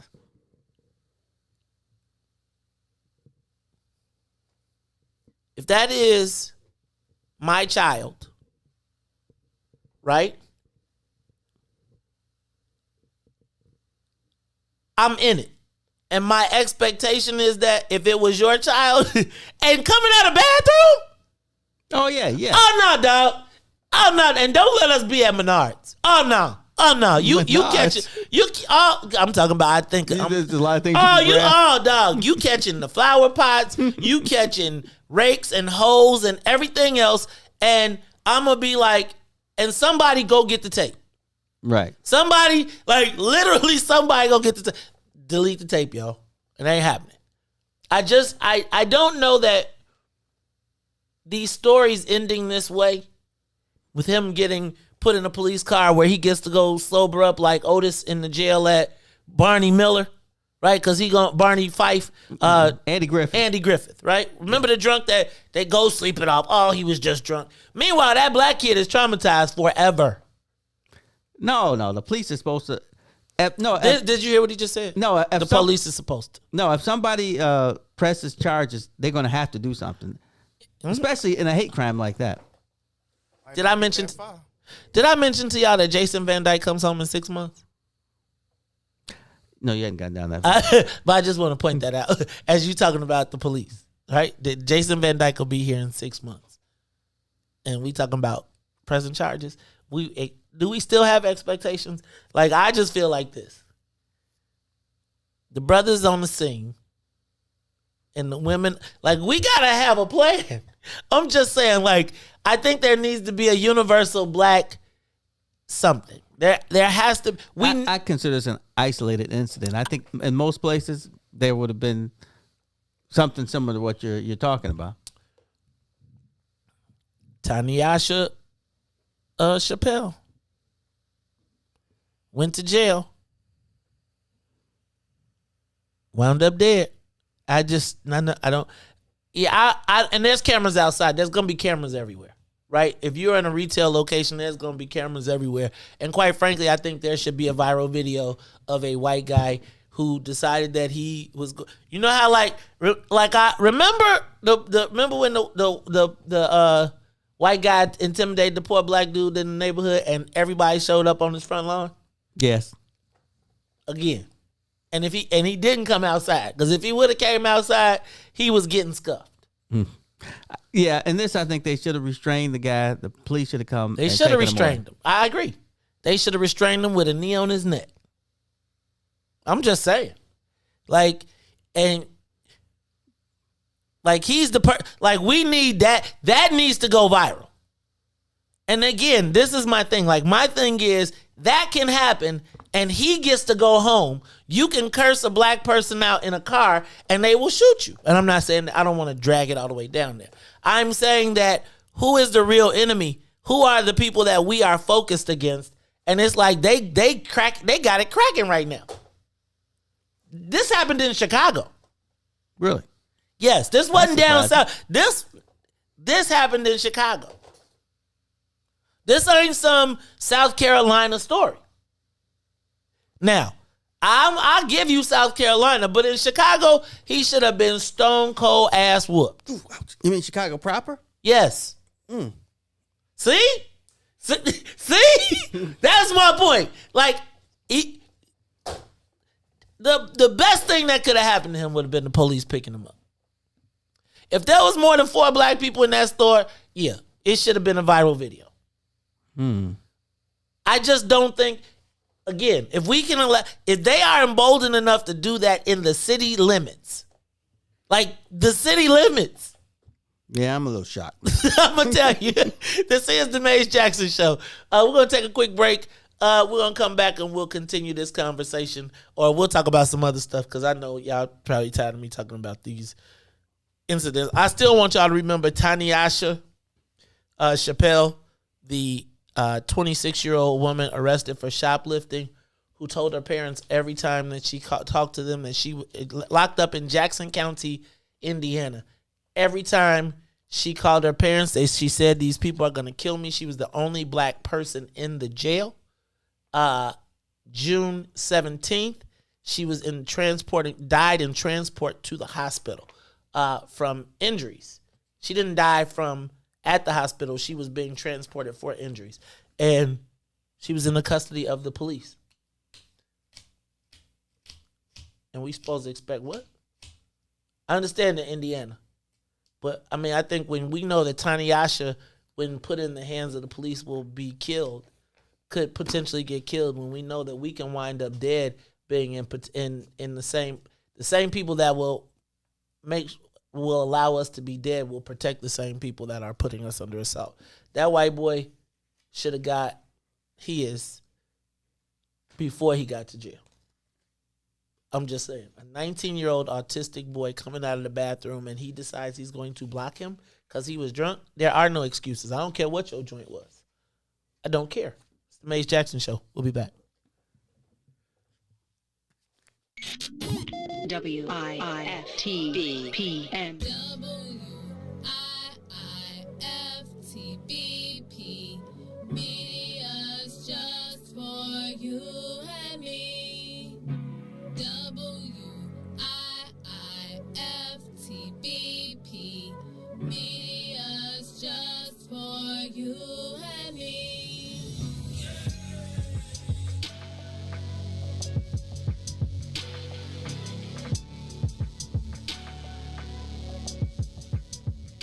Introducing your trusted source for high-quality Black emojis, better known as Blackmoji. We believe Black is beautiful, and that beauty should be reflected in the digital market. Now there is an app that does just that, starting with Black Greek letter organizations. Blackmoji D9 offers more than an emoji app. It is a cultural experience of Black excellence. Download the app in the Apple or Google Play Store to access a specially curated catalog of emojis representing the Divine Nine. Use the emojis to celebrate Black Week events, acknowledge current events, support social causes, and learn about esteemed Black Week members who blaze the trail of Black history. A portion of every subscription goes toward a scholarship fund specifically for members of Black Week letter organizations to help keep the legacy alive. Download the Blackmoji app today. Shop at Black-owned and operated Solo Beauty, where you are appreciated and respected. Located at 8158 South Cottage Grove, Solo Beauty can supply all of your Black hair care needs. Solo Beauty is open from 11 a.m. to 8 p.m., Tuesday through Saturday.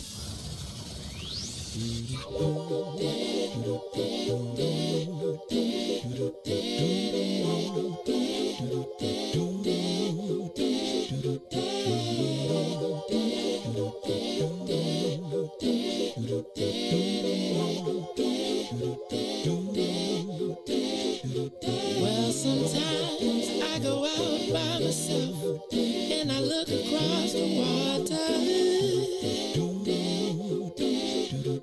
and I think of all the things, what you're doing, and in my head I paint a picture.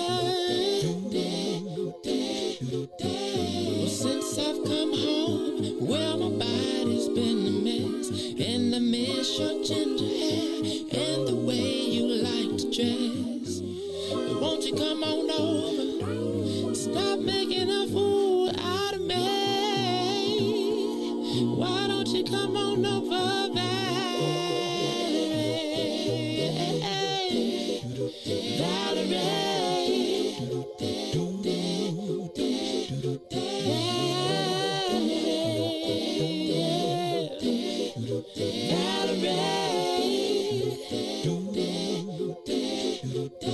Did you have to go to jail?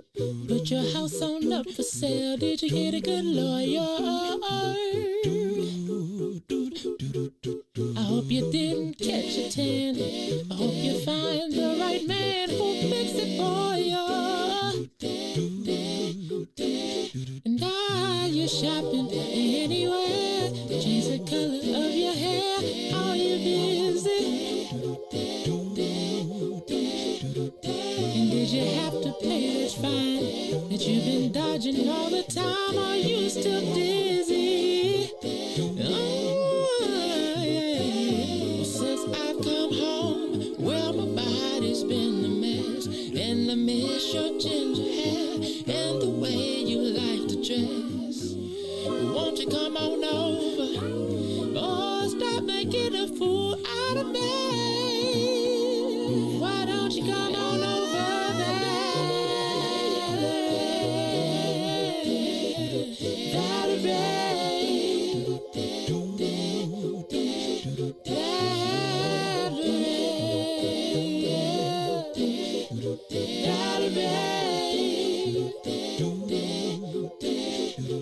Well, sometimes I go out by myself and I look across the water and I think of all the things, what you're doing. In my head I paint a picture. But since I've come home, well, my body's been a mess, and I miss your ginger hair and the way you like to dress. Won't you come on over? Stop making a fool out of me. Why don't you come on over,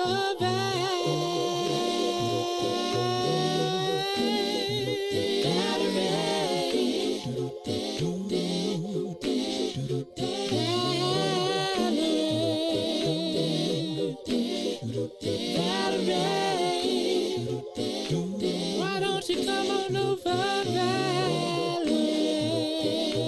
You are listening to the Maze Jackson Show. I'm your host, Maze Jackson. Got my sometimes co-host, Todd Stroger. Shout out to LOLLAPALOOZA in the building. I'm gonna call him I'm gonna call him Baby Jim Rose. 5 years later, we're gonna be like, Ron, you gotta put them to the front, man. Just push them to the front so it don't pull your hairline back, dog. You gonna start getting one of them circle I don't hairlines. think I'm gonna have that problem. You know, I'm gonna tell you, Ryan. You gonna know when your beard when he just go around in a circle, right? It's gonna be like he gonna be like, Jiro. It is the Maze Jackson Show. I'm your host, Maze Jackson. Todd Stroger in the building. LOLLAPALOOZA. Who was I talking about before we left? Oh, I was just talking about. No, just go ahead. I was just saying, like, yo,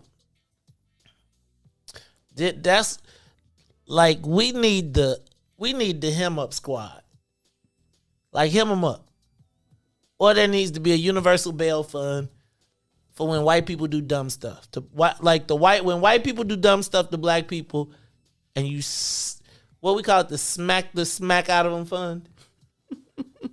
Smack the smack out of you, fun. You do some dumb stuff like that again. I just don't think. Unfortunately, that's kind of catchy. Smack the smack out of you, fun. Yeah. Right. I actually like it. I don't know why. Cause you would like it. Cause it's plenty of times where if you knew you had the bail money, you would smack the smack out of some of these people who be doing this crazy stuff. All right. I don't even think I made it all the way through the headlines. Did I mention to you all one more time? Jason Van Dyke will be home in 6 months. Just think about that. You did mention that in the end. 6 months. Also, Todd, I'd like you to talk a little bit about Bob Shaw. Was it Bob that died? Passed away? Man. I hate to say I get them Yes, so it was. Because confused. there's Robert and there's William Shaw. Right. And William Shaw passed earlier. They were twins. Shout out to I should have had Sean Howard call in and tell us about him. Boy. He's Talking about Shaw stories, he would have them. Really? So, like, you know what? I don't know if this is like the I was thinking of them of the badass black boys of politics. And I don't want to call them boys. But like, you know, cuz the badass black B. Right? The Shaws to me were in the power, they understood the power dynamic and played the game. Like I look at them as like I don't know if their story has been properly communicated through media and through I don't know if their story has been properly communicated, and I think that they always leveraged power in my estimation. It seemed like they were always pro-black. I mean, they knew the Chicago machine and they was part of it. But I do feel like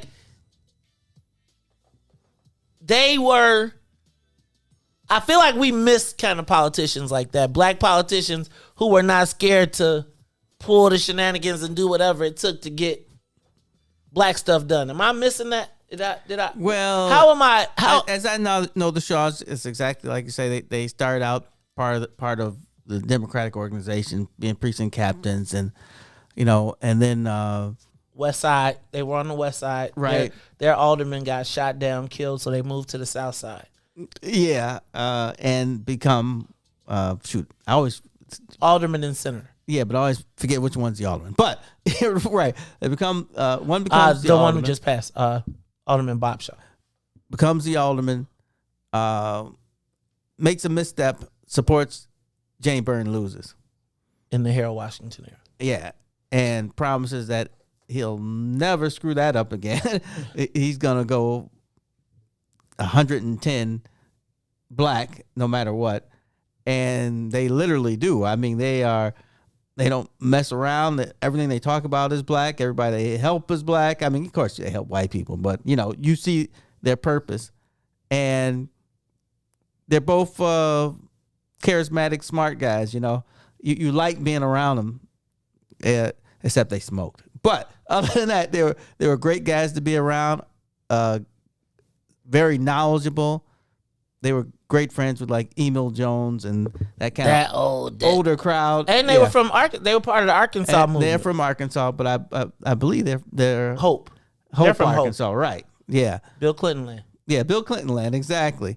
It's amazing how many people are from Arkansas. Well, they said there was a whole So if you look at The Warmth of Other Suns, if you ever read that book about the migration patterns, here was a place for Arkansans, whatever you call it. Yeah. Yes. So, they did great in politics. Like between the two of them, alderman, a state senator, mayor of a village, Inspector General. Well, yeah, but that's a little different because when your brother's the mayor, That's a good place to be, though. right. But no, the Board of Appeals. Cook County Board of Tax of Appeals. You know what? And it's funny because it's interesting to pay attention to this because we look at the Shaw, like I almost feel like the Shaw story is told through the eyes of the Jackson people. Like I feel like it's really crazy because the Jacksons like built their climb on fighting on the Shaws. I would say that is exactly right. They Yes. like the Shaws to me were two old school black politicians who was playing the game, and Jesse Jackson Jr. was able to leverage his young, that angst between old and young to beat them to make them look almost like enemies of the state. I totally agree. I always thought that Triple J, as he liked to call himself, was more aligned with the white liberals, whose the picture they would paint is that the older black guys were basically using the office to put black people into positions and get them contracts, and like there was something wrong with that, and white people were like, well, those guys can't be qualified. Exactly. It's so funny because it's like they're actually the kind of politicians that we probably long for now. Okay. So if I was to break it down, it's like what happens when the light-skinned guys get in the door. I'm just saying. Because the light-skinned guys get in the door and the white folks be like, oh, you not like them slick. I do feel like the Shaws were part of an era of pro-blackness even within the machine, right? Like, they was like, give us our cut. Like, within the realm of this, we want our cut, and we'll do what it takes to protect it. You know who they remind me of? Who? They remind me of, if you were to talk to Dick Mel and to listen to how Dick Mel refers to himself in the realm of the party, like, he was like, I'm a party guy, but I ain't under Madigan, right? Right. Like, to me, they weren't necessarily under. They were when black folks was like, we got our thing over here. Like, y'all go do y'all stuff. Y'all don't come messing with our stuff, and we'll take care of our people in this space. Now, obviously, they had to make deals, and they had to work across the lines. But I do feel like their story is told through the eyes of the Jackson era. We look at them through the eyes, or the narrative I have of the Shaws is through, because I was younger, was through the Jacksons. Is only after really looking at it and, like being at the Illinois Legislative Black Caucus, talking to people like Paul, and like really understanding how all of these old people that I didn't like, or not necessarily didn't like, but was taught to dislike, was really being put in me through the eyes of, like, because Jesse Jackson Jr. is essentially who you would say for my generation would have been an aspirational character compared to the Shaws. I see that. But realistically, again, where he was able to leverage that is his ability to make white people feel comfortable in the space, whereas they made white folks feel very uncomfortable. Right. And you're absolutely correct. I think about the Mel thing. They were the type of guys who could get in the room with Mel, and they'd be like, look, I know you need something for your area. I need something for my area. Let's both get something out of this, and then we can keep moving. Exactly. And they would squeeze. They had their own ability to squeeze, and so I just think that as we look, I told you about the fetching bill. Oh yeah. So I learned that from the Shaws. and but the Shaws, it's like, so, and I don't think people understand what fetch'em is. So if a fetch'em bill, and it's not something that was created by the Shaws, it's like, but when black people use it, it's a bad thing. When white people use it, it's political maneuvering. Right. Basically, when you propose a bill because you know that it's going to make the interests come talk to you, right? So you propose something like, you say, I think all electric cars should pay a tax, right? Should pay a $5 million tax. Well, every electric car company in the world is going to come talk to you. You don't really want them to pay a $5 million tax, but you do want to say, hey, I see y'all making $50 million over here. Y'all got to hire some black people or you will pay a $50 million tax. Then they say, okay, well, I'll hire some black people. Right. It almost is like the white folks tricked us out of our political, the white folks had us kill our own political warriors. They make it appear as if because our elected officials are asking for things like they are stealing from their constituents. Right. It's almost like looking back at your dad, right? So I put him in the same space, not as the Shaws, but when I was coming up, it was almost like position, look at him. He only taking care of his people. Well, no, he was really taking care of a lot of black people. But when you put it through the eyes of a young person who ain't in that mix, you can point and make him the enemy. Then you look back and you see what it's like to now not have a strong man, to see where everybody that they put in place beyond these strong men became, you think about who replaced the Shaws, right? You ain't heard of you ain't heard a peep from them. You ain't heard nothing pro-black. You think about all of the people that were in the light-skinned wave that Jesse Jackson ushered in. None of them since then have ever bucked the system. Matter of fact, if you think about them, remember, they was asking permission to even ask permission to buck the system. Yeah, they didn't have the same freedom that the Shaws had. But they really had more freedom because Triple J was gone. So, I got elected by the people. I could be fighting. However, again, that's why the white folks get with some Negroes we can get in control with, we can make a deal with to our benefit. And remember I told you Jesse Jackson Jr. had the most sophisticated political machine ever, but guess who was pushing it? SEIU. Oh. Right? All of that back, his 800-pound gorilla in the back was SEIU. And so he built all of the stuff, but they were the ones who gave him all of the money because he then gave them they gave him a tactical army. He gave them a candidate and they were aligned. No shade, but that's kind of interesting because SEIU gave me hell. You were John Stroger's son. Yeah, well, there you go. What part? And y'all was in the same footprint. Right. Right? What? Of course, because y'all was the old ninjas that was these old shuffling Negroes that's been part of this Democratic Party for all this time. But it's the same story of Gene Moore. It wasn't that the white people were just like, oh my God, put this Negro up because he's shuffling and mumbling. They were like, no, he's part of our alliance. We know it's y'all turn, so we gonna give it to the guy that we got a relationship. Every time we turn the stuff over, and you look back at it now, and Dorothy Tillman and all of them will tell you that they blew it with the Tim Evans versus Gene Sawyer. Right? Gene Sawyer everybody love Harold Washington. The most black millionaires came up with Gene Sawyer. Gene Sawyer wasn't an outspoken talk eloquent mug like again. Right. The deal maker who is not the most eloquent but knows how to play the game gets oftentimes pushed to the side by the eloquent, fiery speaker who can mobilize and make all the women swoon, but then be on TV. I'm going to stop.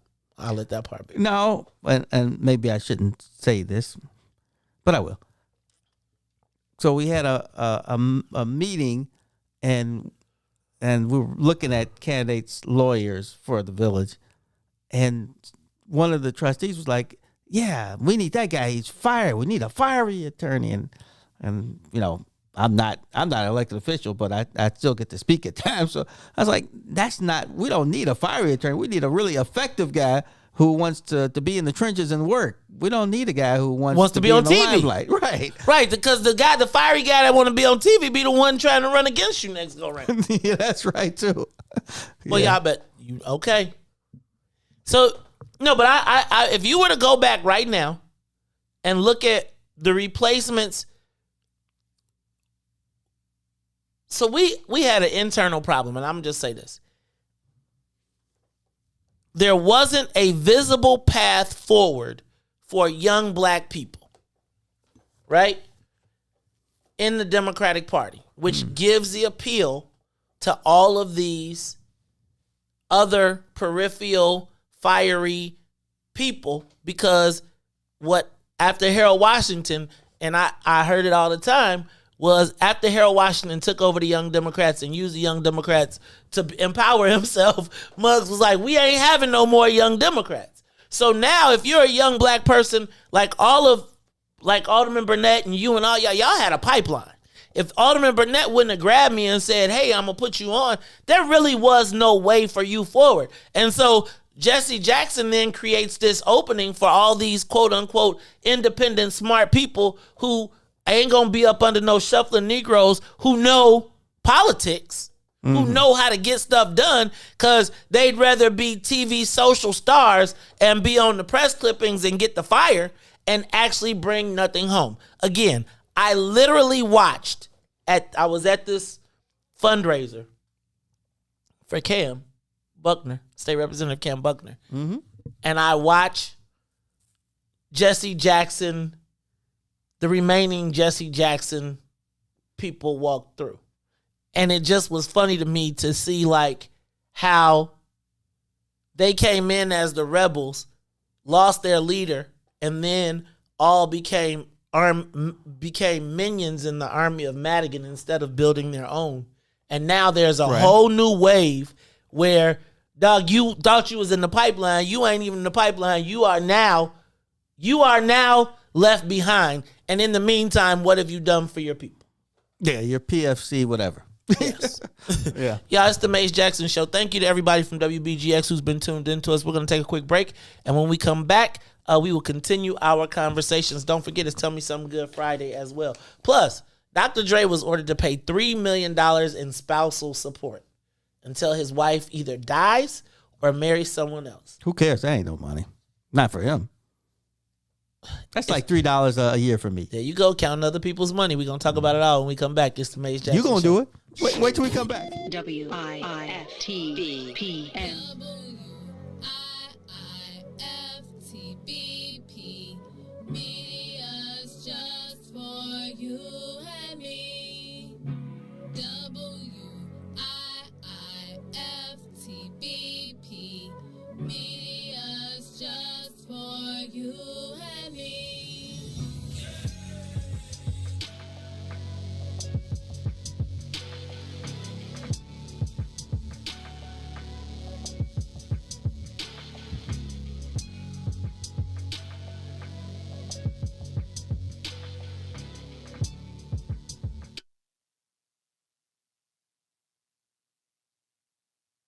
Broken screen?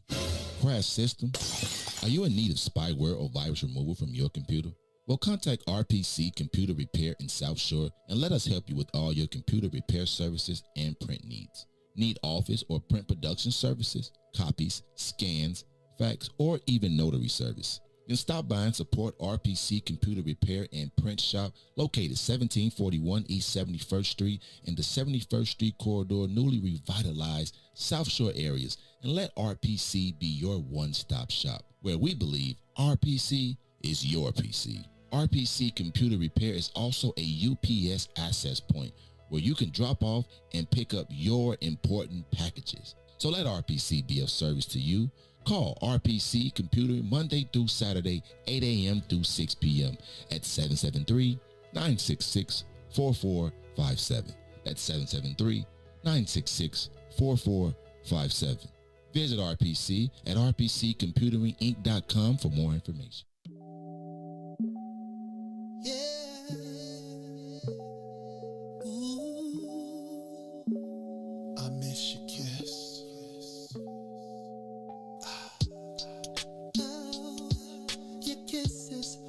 a kind, it feels so nice. Girl, you do it right. I miss. Oh, girl, you don't go too fast, you take your time. Just how I miss. Hey, oh, you kiss it, then I'm drifting off your love. Keeps me floating, girl. I miss. And ooh, it feels so good. I wanna come down. Girl, I'm missing that love. Come on. Ooh, babe, I'm missing all those kisses. Baby, bring those lips to me. Oh, babe, I'm missing all those kisses. Baby, bring those lips to me. Come on. When you're not around, girl, I'm tweaking. I swear I be hearing things. Oh, and if I cannot have you, girl, I'm fiending. Oh, that's such a talent you bring. Yeah. Oh, and it's too long. If I can hold you in my arms, if I can find a real good love. That kiss is a drug to me. Baby, your kiss is all I need. Come on. Ooh, it feels so good, baby. Oh, come on. Ooh, babe, I'm missing all those kisses. Baby, bring those lips to me. I miss it already, girl. I'm missing all those kisses. Baby, bring those lips to me. I miss it already, babe. I'm missing all those kisses. Baby, bring those lips to me. Oh, babe, I'm missing. You are listening to the most dangerous show in the morning. This is What's in It for the Black People Radio. Maze Jackson, the most vociferous advocate for black people in the world. For Ruthie Moore, for Todd Stroger, I am the host of the Maze Jackson Show, asking every single day, what's in it for the black people? And if you don't like it, you can still tell them Maze said, Mayor Lightfoot, man, we ain't accepting that. We ain't accepting that. Let's go. Yeah.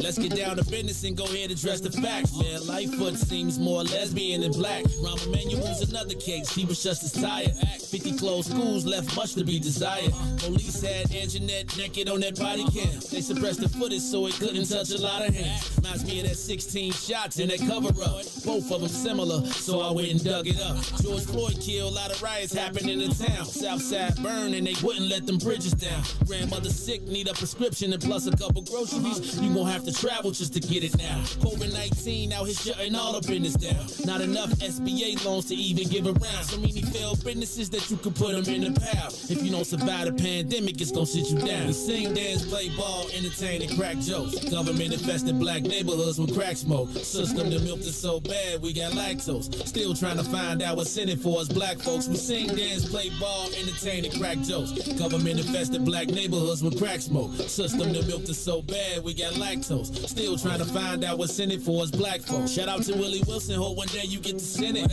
We need some different players in the game to handle business. Too many shady characters like Madigan and Blago. But when you really break it down, it's typical Chicago. City full of gangsters, it's what the land was built on. Same streets with hood legends, DNA get spilled on. Carjackers out here lurking, trying to get they steal on. Looking for a block to put them Hellcat wheels on. Let us give bogus appraisals a red line. Car crackers out here getting minimal fair time. And Uncle Seal carry, I stay with the pipe. But Illinois gun laws giving minimal rights. Stay up on the swivel, make sure I'm moving tight. Check all of my mirrors when I pull up to the light. Pick my homie up from out of town, man, he caught a flight. He was hella nervous, told him, shorty, this is a way of life. We sing, dance, play ball, entertain, and crack jokes. Government infested black neighborhoods with crack smoke. System that milked is so bad, we got lactose. Still trying to find out what's in it for us black folks. We sing, dance, play ball, entertain, and crack jokes. Government infested black neighborhoods with crack smoke. System that milked is so bad, we got lactose. Still trying to find out what's in it for us black folks.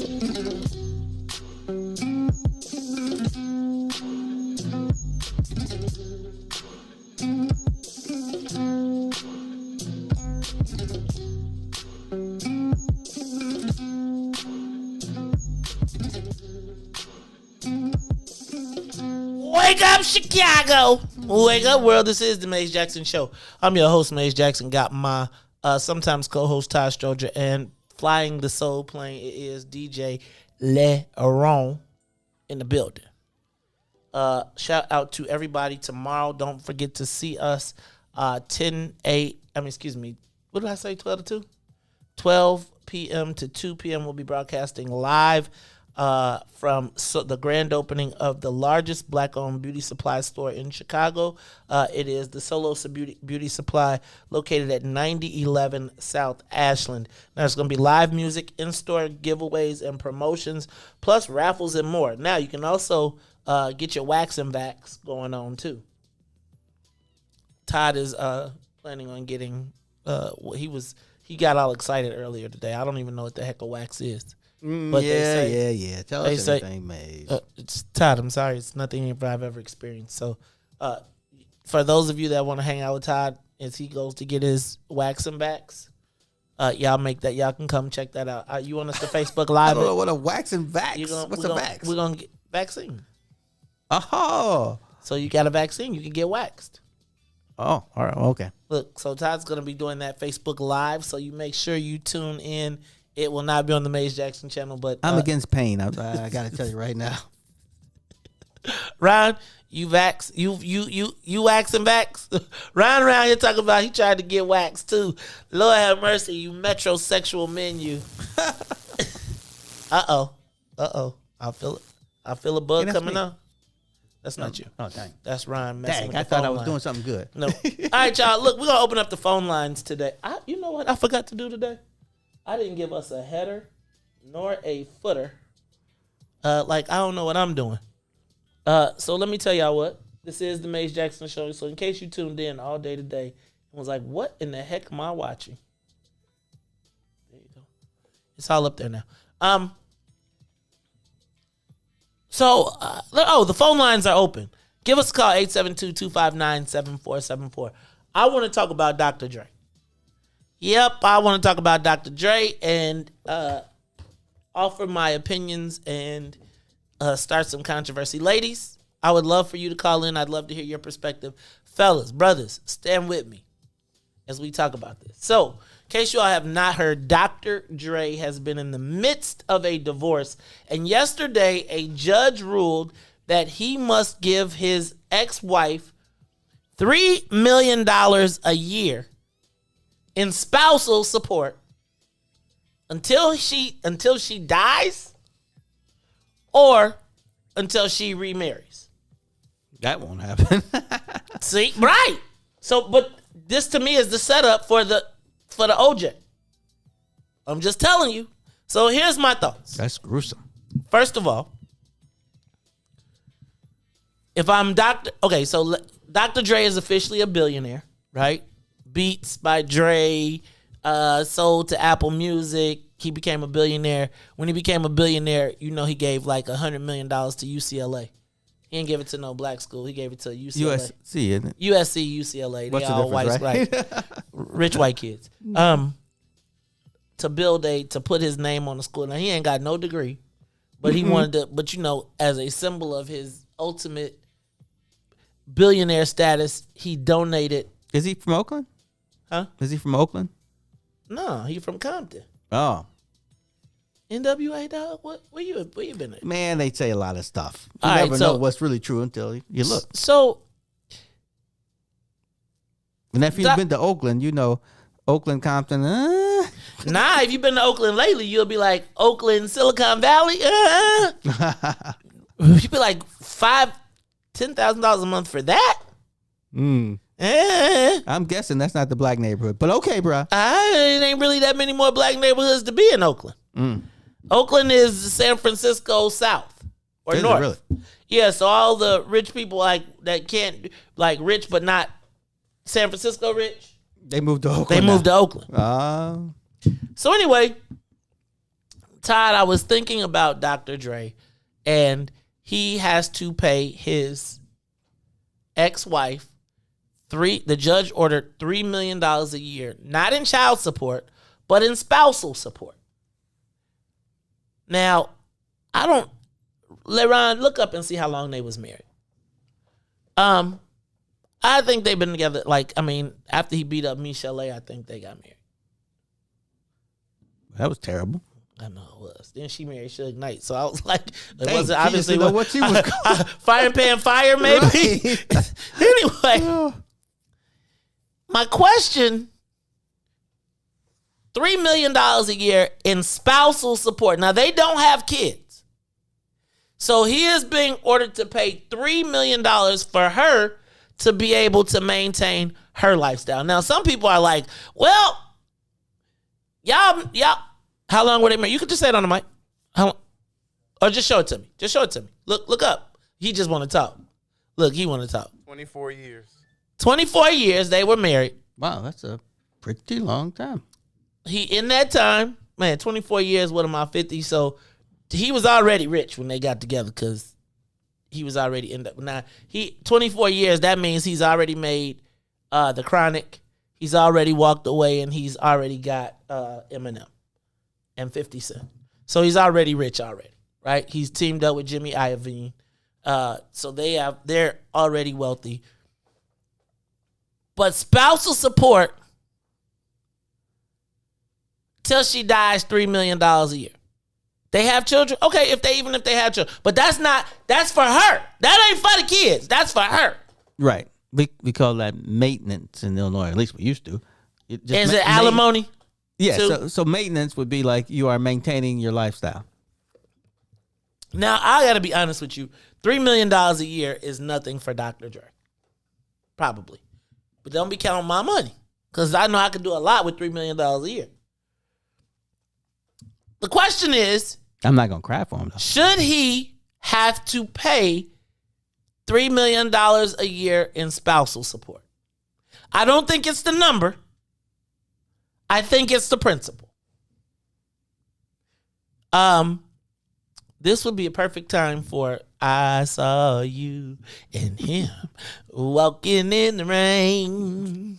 See, you're going against the total home. definition of maintenance. You are maintaining the lifestyle that you had with your husband or spouse. Then get your butt in line with what your husband said. This is my point, right? It's a partnership, isn't it? It's a marriage, a partnership. I agree. But there's a majority partner and a minority partner. $3 million. Okay. Well, how much do you think he's going to be spending a year? She don't, as much as he wants. He produced the album. Yeah, but it's a partnership. Even if it's 60-40, she's getting the 40. But did she make any beats? She maintained the home. Jay said you could take everything you came with. Leave the money in the coat and take everything. So my point is $3.5 million a year for her maintenance. To me, I'm going to tell you that this sets up a scenario that could end up like OJ.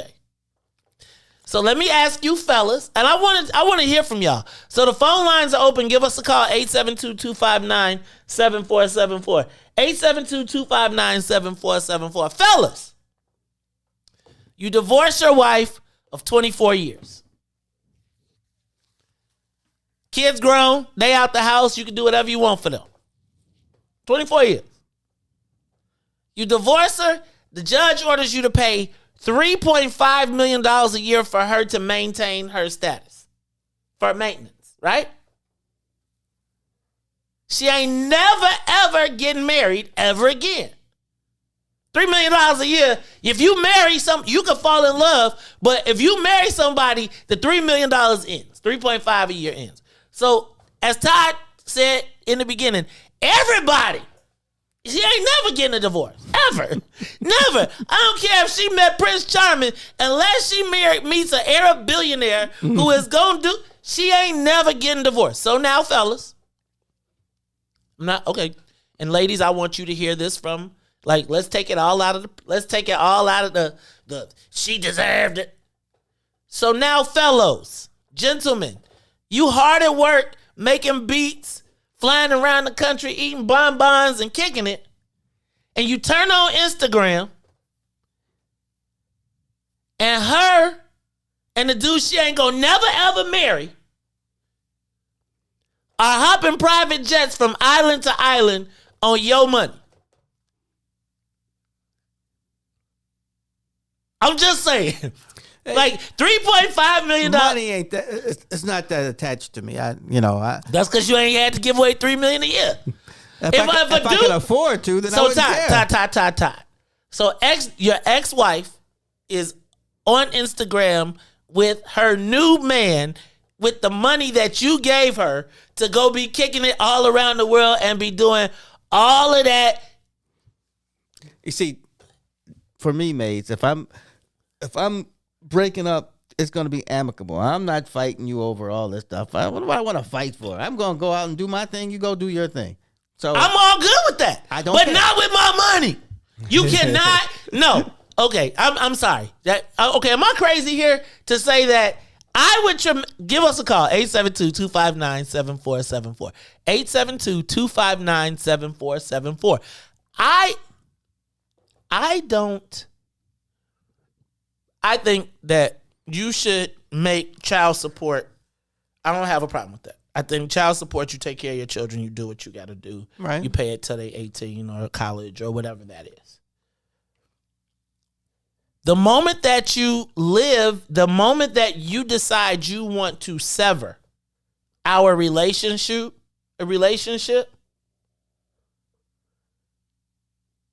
you don't get to cut the bad and keep the good. And to me, part of making the step to walk away or to divorce is to say, I gotta leave. I don't want to be with you so bad that I may have to forego all the trappings of your success. What if it's not me? Maybe it's you who want to sever the relationship. Then I should be able to sever the relationship, but I should set the and all ties. Child support, though, not adult support. Right. My job is not to support. Now, again, I can see if she ain't got no job or nothing, then you gotta. But I'm saying, ain't no time to get on your feet. Like, till you die, till he dies. Come on now. Till he dies, there's going to be a moment. I'm just saying. So. No, I don't. No, I don't know. Nyla, for making any, I am. I'll give her $250,000 a year contribution. The kids are straight. Man, you trying to make her move into my neighborhood or something? Dang. $250,000 a year, she not living in your neighborhood. $250,000 a year, she might be, $250,000. I'm not sure if I'm hurt or not. I mean, she ain't moving in my neighborhood for $250,000 either. I mean, I'm saying $250,000 translates up well. So if you think about that, that's like $20,000. That's like $22,000 a month. A month. No children. The child support is gone. All right, she got a condo in $22,000. Right, but I'm saying $22,000 a month. You got more. You can live in Winnetka. Yeah, that's true. So, and it ain't Dre giving it to her. His money is being taken from him. He didn't say, "Hey, let's settle up." She went to court and was like, So all I'm asking you is, fellas. Well, no, he does. Because he's part of the system. I'm suggesting, they don't want to call in, because they know they're gonna sound crazy talking smack on the $3.5 million a year. Ooh, $3.5 million a year till he dies. Now I'm with you though. So I'm gonna tell you, because you can't beat the court. So you're gonna have to wind up paying it some kind of way. But I would be like this. Look, you got about 25 good years. 25. How about I give you like 60 million cash up front and we just call it a wrap? Why even care? Because when you write that check, Joe, I'm just telling you. You're not writing it. Your attorney, Bob Goldstein's writing it. So Okay, so I ain't never had to have, my checks don't be big as the attorney. But I'm just telling you, when you write that check, you be like, thank God I got these two beautiful kids. And I'm just saying that. Hey, that's true. I feel like the thing though is, it's really because how much money he has. And I feel like it's scalable in principle. That's exactly right. No, but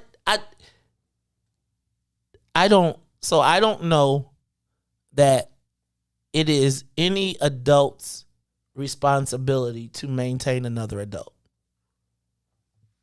Now, as long as the partnership is working and as long as everything is in accord, then I think that's good. But I think the challenge becomes when, if you all decide to sever, like, everything comes with consequences, right? And so, I be thinking about Tina Turner. Just give me my name. You can keep everything, just give me my name. I do think Dre won, though. Oh, he definitely won. Because if he... You know what a common law wife is, right? No, what's that? That's basically you and somebody else living together for 10 years. In essence, you do everything together. You commingle your money. You are married. Okay, let's just be clear. They're not commingling money. Like, commingling money would be like 20 million to 20 million or 20 million to 10 million. Commingling, this reminds me of the Eddie Murphy joke when he was talking about his wife. Johnny Carson's wife was married, and she's like, I have a job too. He was making $1 million a week. I'm going to put my $99 in with your $1 million this week, and we should get half. No.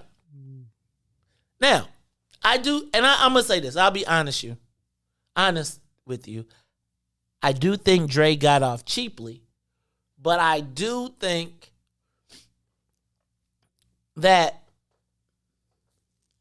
people talk that smack, but they still want that lifestyle, right? Like, I bet you think that if she couldn't have got the spousal support, you think she getting a divorce? Like, if she knew she was, what their home life's like. But I'm just saying, if she knew at 24 years, if she knew she had to go back and live in Compton, is she getting a divorce? Well, what made you think she lived in Compton in the beginning? Okay. Right, because she didn't come for, because she was like, I'm marrying up and out. I'm out of here. It wasn't like she married him as Andre. Well, we don't know how long they've been together, right? Okay. I mean, they may have been together 7 years before they got married. So all I'm asking is, how much should he really have to pay for her support if she decides to move on? Now, I'm just going to say, though, I do say he won. So fellas, let's be clear. For $3 million a year, that was a blessing. I'm going to say nobody wins. Oh, no, he won. He won. He a billionaire, dog. If they could get 50. Now, he probably broke that money up and probably doesn't have $1 billion liquid. Mm-hmm. But yeah, I mean, $3 million a year, he probably ain't going to even hit. Think about Bezos' wife got like, didn't she get like billion, like 100 billion? Yeah. But he ain't in that place. I don't know. So, fellas, would you agree to pay your significant other after 25 years spousal support for the rest of her life? Let's just say, how about this? So say you had a wife that didn't work and you made $100,000 a year. And the judge said, since she didn't work, you now have to pay her $35,000 a year annual. You going? She was with you for 24 years. Doesn't sound bad to me. She maintained the home. And hey, I can tell you, trying to maintain a home ain't easy. I'm gonna tell you, 35,000 out of your 100, you'll be like, I could have cleaned my own damn house. It's too late now. Let's go to the live line. Is that my girl Cassandra Red on the Maze Jackson Show? What's up, Cassandra? How are you? Yes. Good morning. Good morning. Good morning. Thank you for calling. Maze. I am so glad you guys are talking about this topic. That last comment that Mr. President said about she maintained a home. Kudos to you for recognizing what we do as wives. And definitely, you cannot, in my divorce decree, I'm divorced after 30 years of marriage. What did you do? What did I do? Right. What did I do? I gave up my youth. I gave 3 kids, and they are Rhodes Scholars. Y'all didn't share them? Didn't y'all share that, though? Not birthing them, that's for sure. No. And Mr. President can tell you, you don't share that. He might have did 10%. I had to walk the kids by his pictures to show them that they got a father. You know what I'm saying? Oh, y'all wrong for that. You're wrong for that. And the dragon. So, you have a role. The Right. role of me being a mother and a wife is at home, right? He has a role of going out, slaying the dragon, bringing home the meat. So we have a role, and together we win. But at some point, when somebody fall off the wagon, it's time to adjust and pivot and do something different, and that's what happens. So anyway, back to what you're saying about maintenance for life. In my divorce decree, it said that I get maintenance for life, right? And these are the things that I can't do. Get married, live with anybody, and die. Or all of that is void. So I'm going to avoid at least 2 of those. Death is by God's choice, right? Right. So it's just fair that I get maintenance because I gave up my youth. I gave up my earning. I was a stay-at-home mom. I gave up my earnings. So it statistically shows that women fare way less in a divorce than a man, and a man bounced back way quicker than a woman. So, yes, she needs to get that and more. And also, too, I have to re-up every 5 years. So you really have to dig into what she has to do. I have to go back to court every 5 years, show where I'm at, which I don't even understand that because I don't see any white women doing that. They're balling out of control with their maintenance. But I got to drag myself back into court, show them bank statements, how I'm living, how I'm earning money, and either my maintenance will go up or it'll go down. That's ridiculous. Utterly ridiculous. So I'm glad you guys are talking about this morning. We need more discussion about it. And it's not cheaper to keep her. It's cheaper to love her. How about that? Just love her and you will stay together. Cassandra, that was so nice and sentimental. Oh, you touched May's heart. Oh, And we thought you were the Grinch, but I can see it getting bigger. you hear my heartbeat. Man, look, let me ask y'all a question, though. Right? Like, so it's funny when she says that, like, what does he say? Right? Like, when I'm just curious. Because I be like, a lot of times people, no, but here's the thing. Women be like, I gave up my youth for you. I gave up my, what would he say on the other side of the conversation? Like, would he say that, yo, when I came home, it was the bomb to come home, right? No, what would, this is a very one-sided conversation. Usually in these conversations, the women always get the benefit of the doubt. The tie goes to the runner, to the woman in mostly every bet. As if the guy can't say I gave away my youth too. Man, as if a guy can't say I gave away my youth.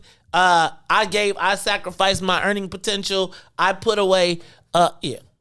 You know, being a male, but having positions which I had a lot of flexibility. I mean, there were times you had to be places, but there was a lot of time where I'm at home and I'm with the kids, and man, that's some real work.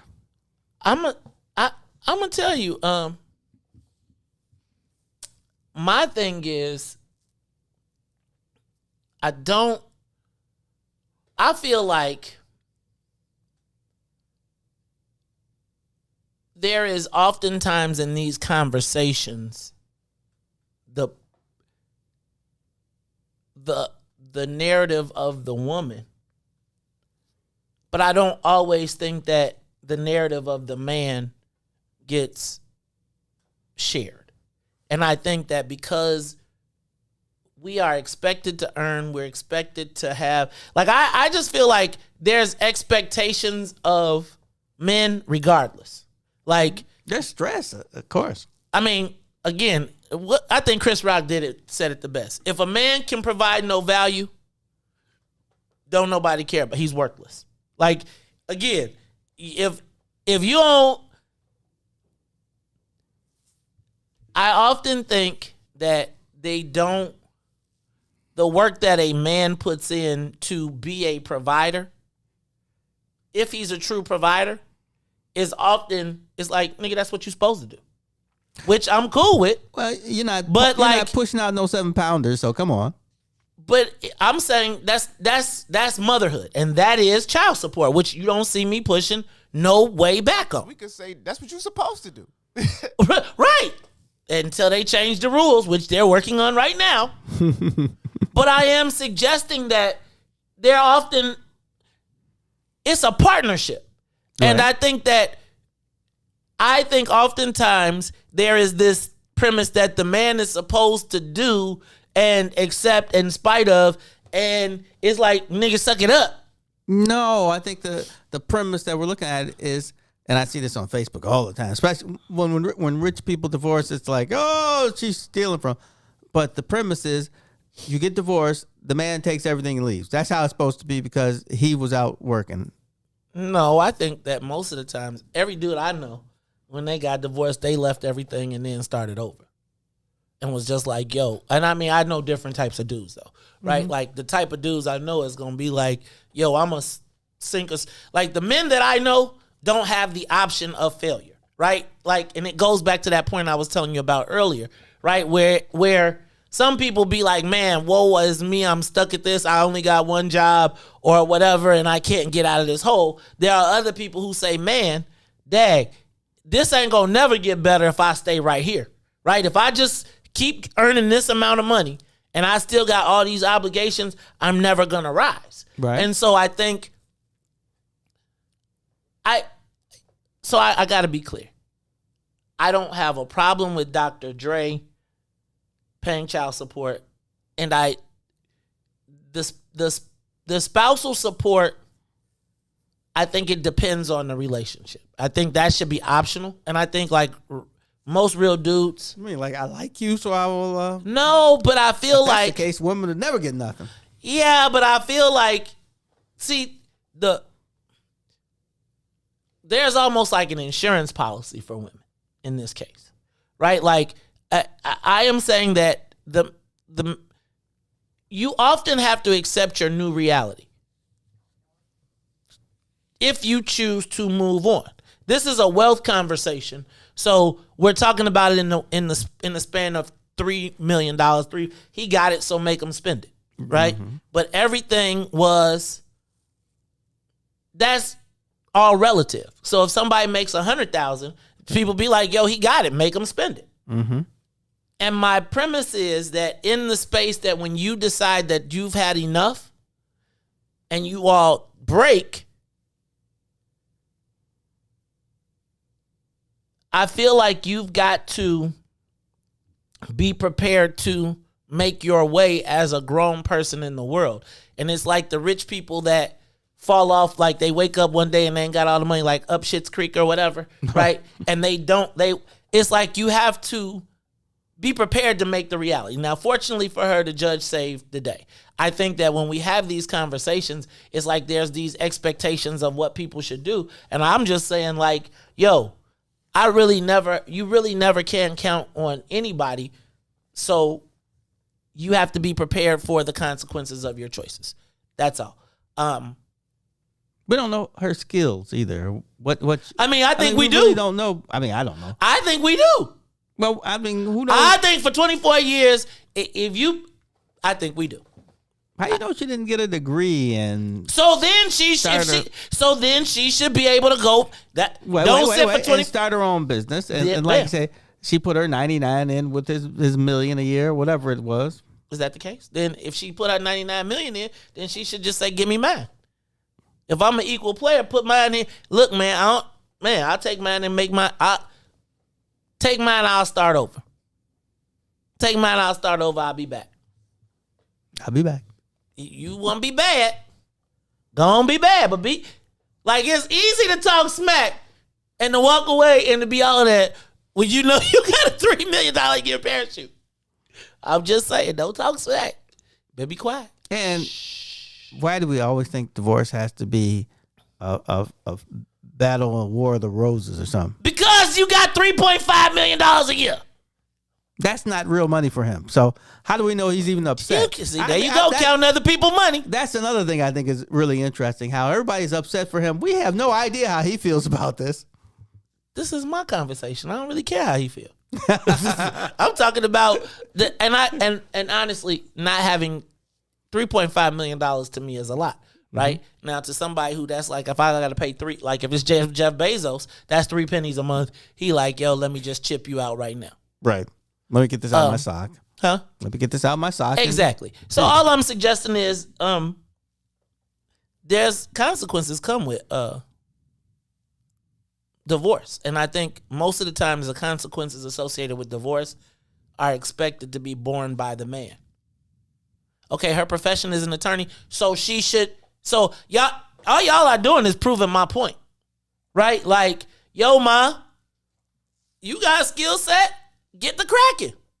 Get the cracking. I'm saying as Dr. Dre's ex-wife, she can market that and go get us some work. The key is, do you really want the responsibility that comes with that? No, what you'd like to do is have your cake and eat it too. And all I'm saying is, don't put it on Instagram, because you saw what happened to Nicole running around, Ron Goldman rocking around driving OJ's cars.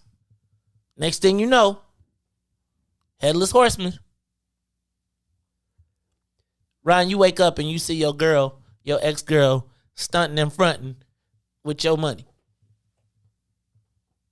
She like, look, but not her, because it's not her. She just iced out dude. She just bought him a big old icy gold ice chain, bought him a house, and got jobbed the first.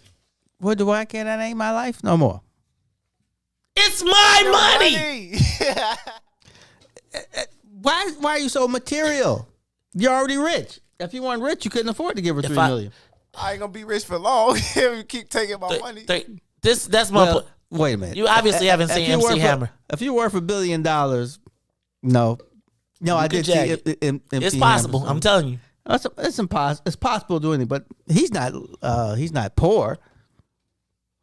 He just wasn't like fabulously wealthy. So like he could have been. All I'm saying is you're basing it. You're counting his money. So essentially, do you feel this way only because he's wealthy? Might be different. No, I feel like his mindset is, dang, what I don't want to go to jail. So the court said, yeah. See, now you are saying without any knowledge that they had a acrimonious relationship with some kind of. You didn't see all the stories about Dr. Dre got 6 babies. I'm just like, not 6, but he had another, and the other girl like, I take half of that. Said, what, you don't want the whole thing? She'll take half. Half. I mean, that's pretty good come up though. $3 million a year to the rest of your life, and she ain't never get married though, Todd. You said that. No, and all I'm just saying is, well, I don't know if she's gonna get married, but let me just say I would. Love is a strange thing, but does she get to keep the house? Does she get to bring the dude to the house too? How many houses do you think they actually have? It don't make no difference. If I bought any one of them and you got that ninja in my bedroom, it's a problem. It's not your bedroom and you don't care about that. I'm burning the house down. Hey, I'm not burning it because I'm going to be rich enough to knock it down. I'm knocking everything down. You're going to have a grease fire? No, I'm knocking it down. And I'm knocking and I'm leaving the pile right there. No, Joe. Hey, you telling me, okay, fellas, am I crazy? So you telling me she gets to keep one of the cribs and she can move another dude in that house that you paid for? Why are you paying her $3 million a year? Man, I got a panel. I can't see her no more. We're through. I'll be like this, yo. Burn the house down. Burn the house See, that's the problem. Everybody hold on. You trying to hold on. That's Ain't really what nobody you're holding doing. on. Okay. You mine. No, I don't think it's that. That's what I it think, sounds like. No, I think it's like, yo, cuz, go live your life, just not on my money. Man, it's a thin line between love and hate. Well, I'm gonna just tell you. $3.5 million a year for you to go kick it on my... Yeah, nah, dog, I'm just not feeling it. Fellas, am I crazy? I guess... fellas, somebody please tell me I'm not crazy here. Look, open up the phone lines. Let's go to Keith. Keith, you on the Maze Jackson Show. What's up, brother? What's going on? Good morning. What up, Keith Price? What's up, dog? Hey, man, my weight, but I'm working on it. How you feeling? Hey, man, I'm a little upset that I ain't been invited on that boat, but it's all good, man. I reached out to you, man. You know, you too busy. You was around palm trees and everything. The call wouldn't even go through. I tried. Oh, dang. Well, I'm back now, so make sure we get on that. But talk to me, brother. What's going on? We'll hook up. Oh, man, with that Dre situation, I just feel like, you know, Dre really got off good. I agree. As far as we speaking, the woman that called in and spoke about giving her life and all that and cleaning and stuff, the regular woman may do that, but if anybody thinks that this lady was running around multiple mansions, cleaning, cooking every day, she wasn't. Right. You know what I'm saying? She probably didn't even have to take the children to school. Dre got chefs, Dre got maids, Dre got everything. So all she really did was whatever she did, which I don't know, so I'm not going to downplay it. But her level and their level of fun is totally different than a regular woman at home cooking every day, maybe taking care of the children every day. You know, it's a whole different level. So many women nowadays, not the older women, but there's very few younger women now that even cook. So, like, you know, it's a catch-22, but Dre really got off, man. He make over $35 million a year to pay 3.5. You know, of course, to us, that number is a huge number annually for her, but for Dre, I mean, it's a win. Oh, I agree with you on that. I do think it's a win for Dre. But I do think that, and I think it's all principle, right? It's like when people start to count your money and scale it up and they say, oh, you got it, so you should spend it. And that is one of my biggest pet peeves because you don't know what my plan is for my money. Now, I do think that child support is one thing. And I do think that, man, she has a marketable skill set. I don't think she should get kicked off the curb, but I think if anybody gets a $15 or $20 million nest egg, right, and has a marketable skill set, somewhere in this world, you got to fly, ma.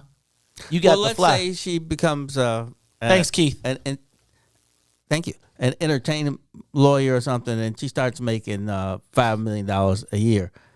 What'll happen is they'll go back to court. The judge will assess if the 3.5 is a reasonable amount.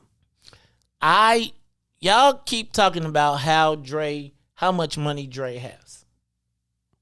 Stop counting other people's money. You count it. Because it's scalable. You're talking like he don't want to give it. How do you know he was I want to give you this much? I'm talking about the principle. I'm really Dre is just a name I'm using. It's the principle. Ron say he want to give up 3. Todd, you gonna let the women be in your house too that you paid for? Well, you know, they making videos. As Keith was talking, they probably have multiple houses and stuff, and there's got to be upkeep. Well, you know what happens is that means that she becomes basically like the general manager. She's the executive, trying to make sure that everybody's doing what they're supposed to, what they're not stealing. She's over the workforce. Let's go to the live lines. Anthony on the Maze Jackson Show, man. Talk to me. Talk to me, man. Good morning. What's up, Anthony? How you feeling, man? Quick point. I know we're running out of time. Keep your eye on Dr. Phil's divorce. Who? Okay? Dr. Phil.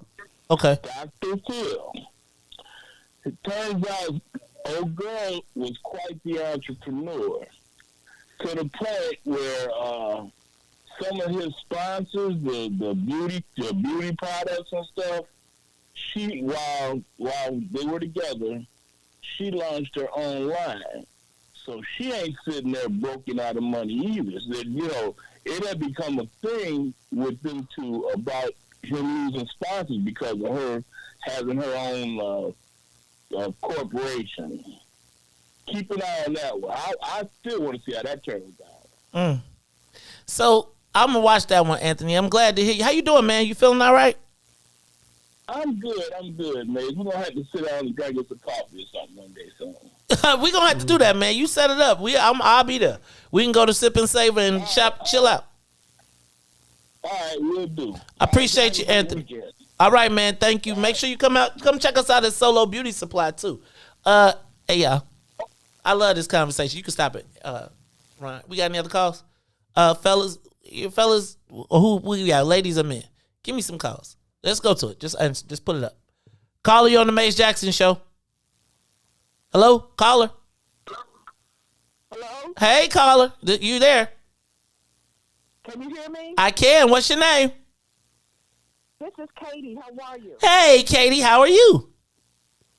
I'm fine, thank you. I got in on a conversation not too long ago, but I think that I'm happy we live in a world where the women can be taken care of like that, because it's different with a man and a woman, and they live on a whole nother level. And she should be taken care of close to the style that she had before. I mean, this is the mother of his children, and she's still going to be involved in the family life. And when she passes, I'm sure whatever money she has, that money is going to go back to the family, back to the children. So, I don't have any problem with it. They live in another world. She said they spent that $2.5 million a month.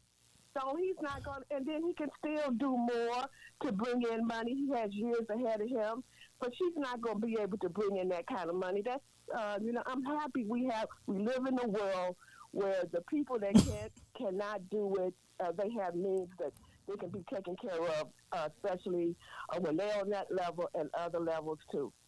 She married well. I agree. I agree, Katie. She married up and she married well. She married well too. Take care. If he married really well, she'll be like, "Give me my name and I'm gonna go ahead and earn my money. I don't need you." You birth these babies and take care of them. Yeah, but that I don't didn't know happen, nothing about right? birthing no babies. I don't know, y'all. I think, fellas, I feel like when y'all be talking about it, it's like she owed it. Like, he's supposed to, right? She can't make that money because she's part of the partnership. Well, she was. Now the partnership is broken up. I would like to know, what's her maintenance of the partnership? Right, that wasn't her role in the partnership. Like, what's her role in the partnership? Like, if she got maid, she got housekeeper, she got clean, what is really her role? He better, I swear to God, I bet you every day he probably was like, yes. Did she have to clip his toenails? Did she give him a back rub? I bet at some point she did. And then she started paying somebody with his money to do it. He probably paid somebody to do it, but yeah. Or if your story's correct, somebody was doing it, he wasn't paying him. No, he was paying her. I'm sorry. Hey, let's go. We got anybody else on that line? All right, y'all. That is the end of this conversation. I'm gonna stop it. I just tried to get y'all going this morning. It is Friday. No, we know you're a male chauvinist pig. I am a male chauvinist pig, but I tell you what. No, I feel like the man got to handle his business, right? And then the woman handles her business. And if the business agreement, as long as it's the business agreement, and you meet yours, and I mean mine, we straight. Mm-hmm. You ain't worked. Get out in the street. No, but I'm saying Howard Johnson's right down the street. Here's $50. What is her role in the relationship if everything is taken care of? And I'm not saying the house cleaning and all that stuff. Let's say that's all taken care of.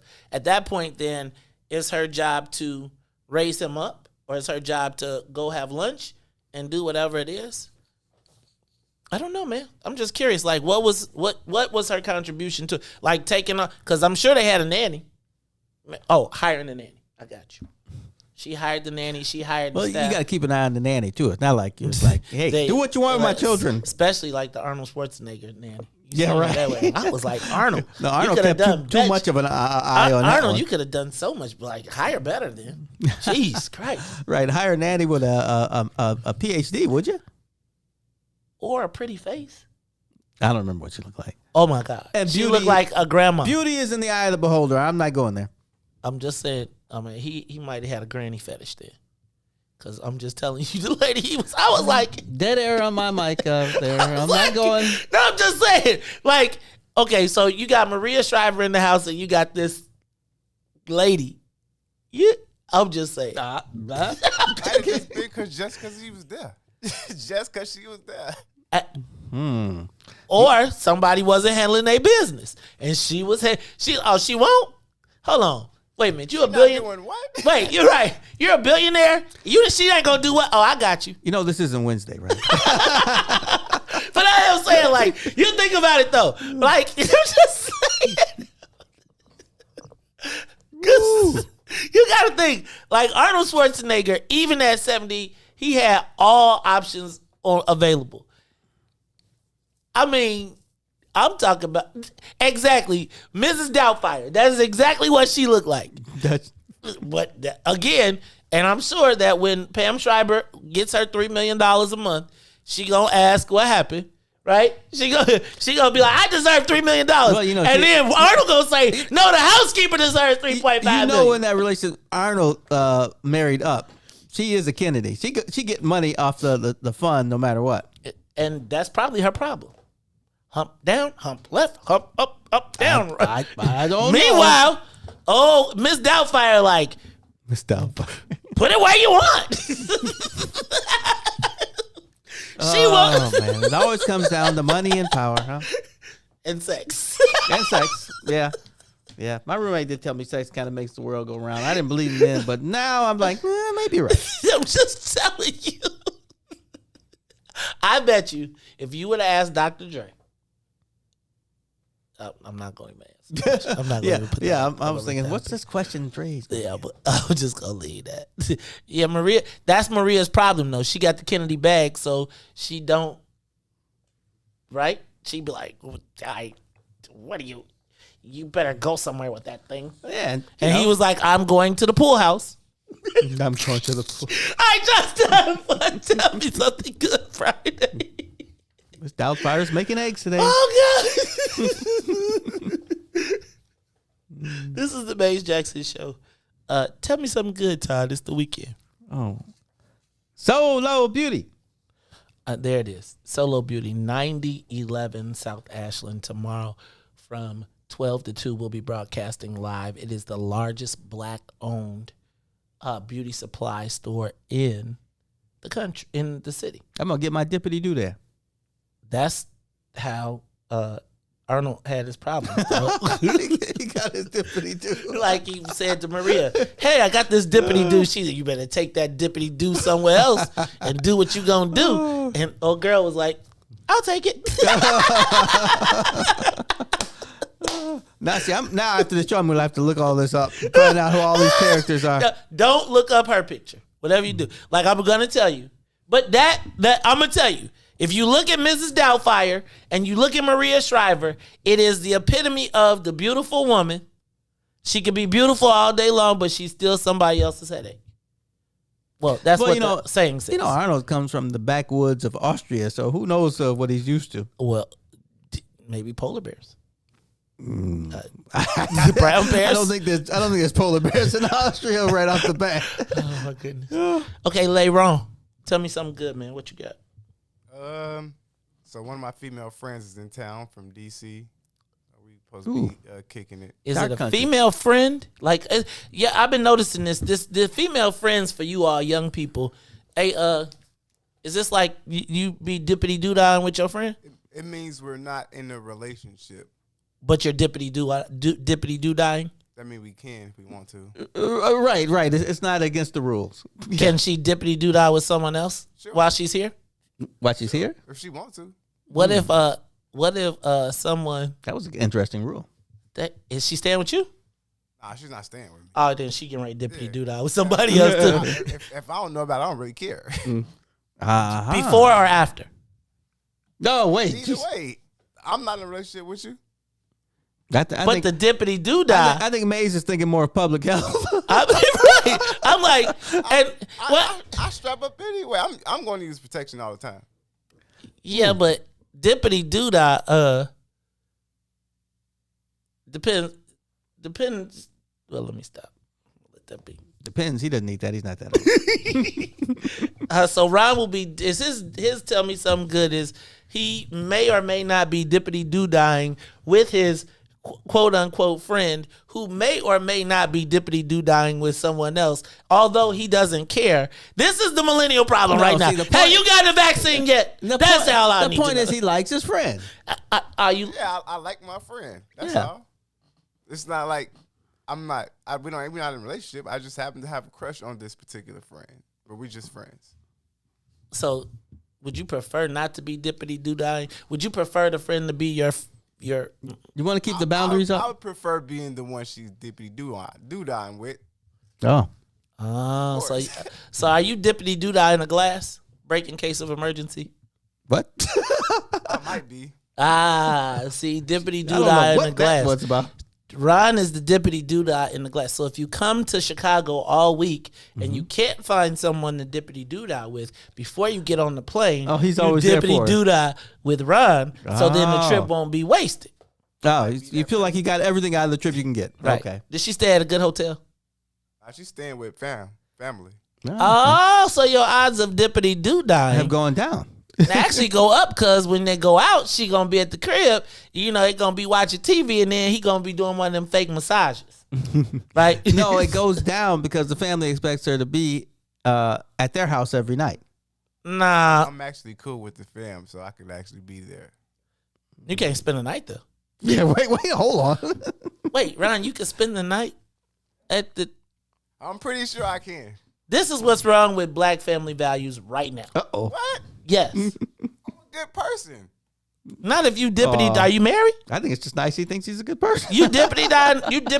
You got plans? You gonna give us some spousal support? You ain't no good man, dog. You don't be just. Support? What happened?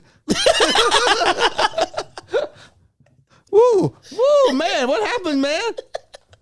2 minutes ago, you was young and single. Right, now you young, single, and free. Now you done dippity doo dodge your way into a marriage. Right. And I'm just saying I'm cool enough with the fam where you ain't never that cool enough with the fam.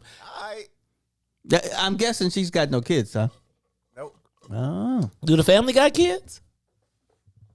Nah. Who's living in the house? Who's she staying with? Like, is she staying with cousins? Like parents. Like her. Wait. You look at Todd sweating. No, she's an adult. I can understand this now. No, hell no. I'm just letting y'all know now. Let me tell you what. My married children will not be they better be quiet than a mug. I better never hear. Of course, you're not gonna do it in the house. Oh, that's what you said. You could. Say you were staying over, man. Come over. I didn't say we gonna dippy doo dah in the house. I'm just saying if I wanted to stay there with her at her house, I could. What you mean, like sleep in the Yeah, I'm like, wow. bed? Wait, nah, dog. You can sit on the couch. Yeah, you can come by and say hello, but you got to go. It's 9:30. Right. Out of here. I'm pretty sure I could crash there. On the couch. Man, gun smoke's coming in on in 30 minutes. You got to go. Couch, not in her room though. And on the couch with her. Oh yeah, See, do we? I think he's running around the tree. He ain't telling us the whole story, bro. I know this. I'm just saying, I think I'm cool enough with the family where if I'm over there, it's y'all right there though. If I'm over there and it just happens to get late, I can crash. Like, Man, now I'm wondering what's going on with the parents. Right. I'm like, yo, you crash in a car. In an accident, you ain't crashing. I don't know where you thought you got to go. I have my own place. I wouldn't need to crash. Huh? I have my own place. Look at later to crash. I have my own place. But I'm just saying, if I wanted to, I think I'm pretty good enough with. I'm gonna call him and ask him. Hey, Ryan called us and told us if he wanted to spend the night at your house. Is that true? Wait, let me ask the question. Or Parents, do we need to put hold on. Playboy. Parents, y'all let people stay over? Do parents actually do that? Like, let people sleep over? I believe they do, but You do? When I was I think a so. senior in high school, my girlfriend mama used to let me spend the night. Well, no, that's just wrong. That's just wrong. Wait, back up. Say that again. I was a senior in high school. My girlfriend's mother used to let me spend the night. See, now Maze is like, call the police. And spend the night like where? In her room? In her room. In her room? In her room. Like in I'm thinking of getting you arrested right now. her room. So your girl mom was contributing to the delinquency of 2 minors. If you want to put it that way, yeah. That's how the police would put it if I was anywhere. That's right. After, Yeah. but I'm gonna tell you what, I would have had a Is this phone video call. on the internet or something? This Wow. sounds crazy. Oh, But you came out all right, so I'm not gonna. all right. He's dippity doo dah in the people's house. We're visiting people. Right now, he's a serial dippity doo dah. Right. Like, unabashed. Yeah, right. He's proud of it. Yeah, I'm sleeping over their house, and That's you know what that is? That's white people stuff. I could. Back in the day, that's what we would call white people stuff. That's true. Like I don't know nobody, nowhere, no how. No in how. that was black that you was spending the night over. You might even get to stay till 2. Well, right? She did have one of those households that really wasn't that much parental. It was one of those. You picked. I one kind of of guessed that one. It was one of those. Where it's like everybody was in and out of there. Everybody was in and out of there. That's probably you make sure you know everybody. I don't know. I don't know why you wanted to She stay. had brothers and sisters who also had they people sleeping over too. This sound like a Biggie song. This sound like she used to giggle when your ass wiggle, right? Yeah, it was always. So y'all was in the room it was together? Always that house on the block, in the neighborhood where anybody could. Strawberry was the neighborhood. But not my girl wasn't. That's what you think. Nah, I'm telling you. You. That's what she told you. Like she had a lot of relatives, so it was like a big house. So everybody had somebody in and out. It wasn't like she was just had the only privilege. Like her sisters had guys over, her brothers had girls over. It wasn't just like a me thing. Exactly. That's exactly my point. It wasn't just a you thing. I mean, we're not together now. So. Clearly, because they had one of them kind of houses. Did she break your heart down the line?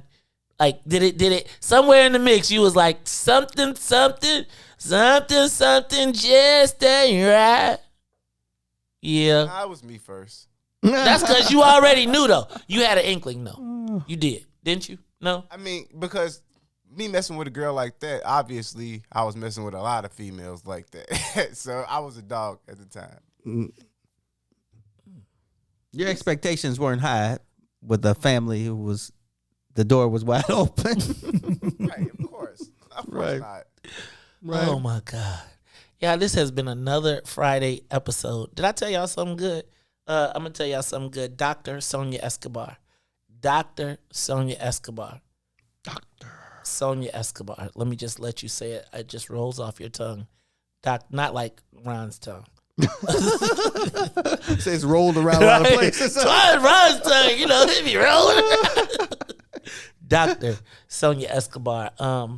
Shout out to DJ Reese the Ruler, who will be stepping up. Shout out to DJ Ron Rilla, who is getting ready to assume some more responsibility. And shout out to everybody who has been with us. Don't forget, tomorrow we're going to be at Solo Beauty Supply tomorrow. So, Lisa, literally the door was wide open. That's why. See, you have to be careful about them houses though, because then be airborne stuff jumping around.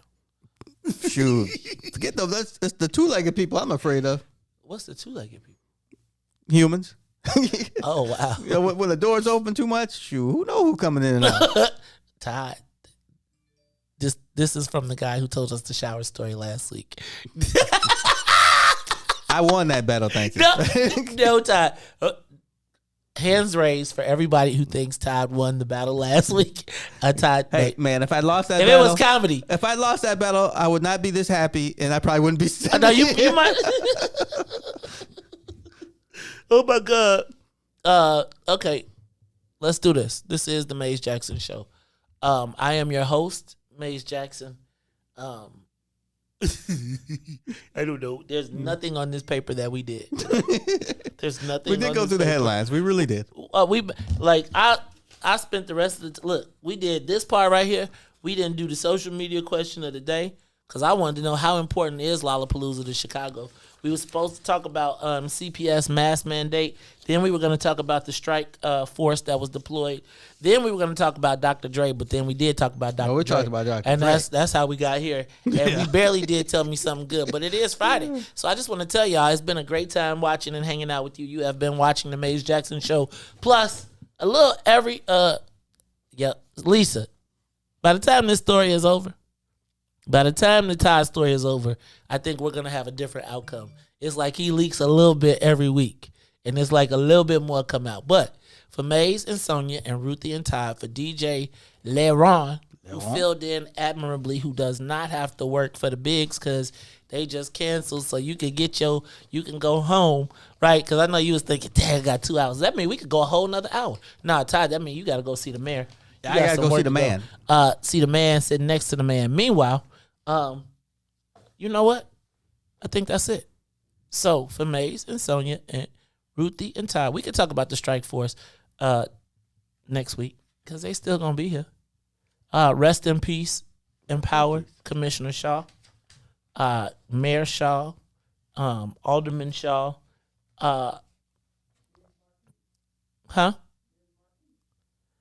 we sure did lose Biz Marquis this week. Oh yeah. Boy, everybody loved him. Mario said he putting his son on punishment for this show just because. Like, hey man, y'all, look. Yeah. And Laucn think he a nice, like all the fathers are like, nigga, you are not a nice guy. Yeah, right. like he like, I'm a nice guy. Yeah. Look, I'm like, fudge out of here. Like, I would tell you, I thought, Laucn is the Negro climbing out your window. You got to watch Laucn. I'm the one that can come through the front door. No, he said when the parents meet me, they always like me. Yeah, he said I don't like Nam Ninja. You here for my family? I don't like you because I already know, Nick. I was the preacher's kid. They was always like, and as soon as you just automatically assume they just trying to get over on your kid. They're not. Yeah, wait. Like, well, let me ask, not get over. I'm saying, like, maybe your kid's a willing participant because everybody got raging hormones. But, like, yo, my job is to swat them bad boys down. Amen and hallelujah. Like, no, I think that you could be the nicest person in the world, but you still want to hit. Yes. And so, like, the nicest guy sitting on the couch that knows how to play, if y'all watch the movie and everybody get romantic, that's the same Negro that's trying to reach around, trying to figure out, nah, dog. Who you think you out of here, Joe? Who you thought? Like, except for Mazon to Todd. Him and Claire will just hold hands. The salt of the earth. Just hold hands. Audrey, stop it. Audrey said they trying to stab, period. This show, Fridays, y'all be out the chain on Fridays. All right, y'all, we got to get up out of here, though. We going to wrap this thing. But y'all meet us tomorrow at Solo Beauty Supply, 9011 South Ashland. Maze and Todd will be broadcasting. We're going to try and see if we can get Ruthie to come in and say what's up to y'all. DJ Ron Rilla will be on the 1s and 2s. And that is it. You don't get to tell no stories, Madam President. Your history started with our date. That's it. You don't get no more comments. You can just stop typing right now. I'm just telling you. And Tennille, you better not. All I better see from Tennille is thumbs, likes, and hearts. I better not see no comments. And y'all know I read all the comments. So y'all better make sure y'all get back there and delete them. Because if it's anything in there that's going to have me have an attitude all weekend, I will. I'm just telling you, I will. So y'all better go. And y'all got about 20 minutes because I got to drop Laucn off. And then y'all better go clean up y'all comment. I'm just playing. This is the Maze Jackson Show. I do enjoy this overtime on Fridays because it does allow us the opportunity to say just a little bit more, have a little bit more fun. I enjoy being off script sometimes and not always having to be mad or upset or whatever. And it's great to see us. Thank y'all for hanging out with us. It is the Maze Jackson Show. Maze and Sonia, Ruthie, Todd, Laucn. And we'll be back in every single day asking what's in it for the black people. And if you don't like it, you can still tell them. May said, I'm telling y'all, I'm going back to look at them comments, so y'all better clean them up, because I will have an attitude all weekend. Y'all be like, what is wrong with him? No, I'm just playing. Really, I'm not. All right, we out of here. And if you don't like it, you can still tell them. May said, we out of here. Peace. WIIFTBPM.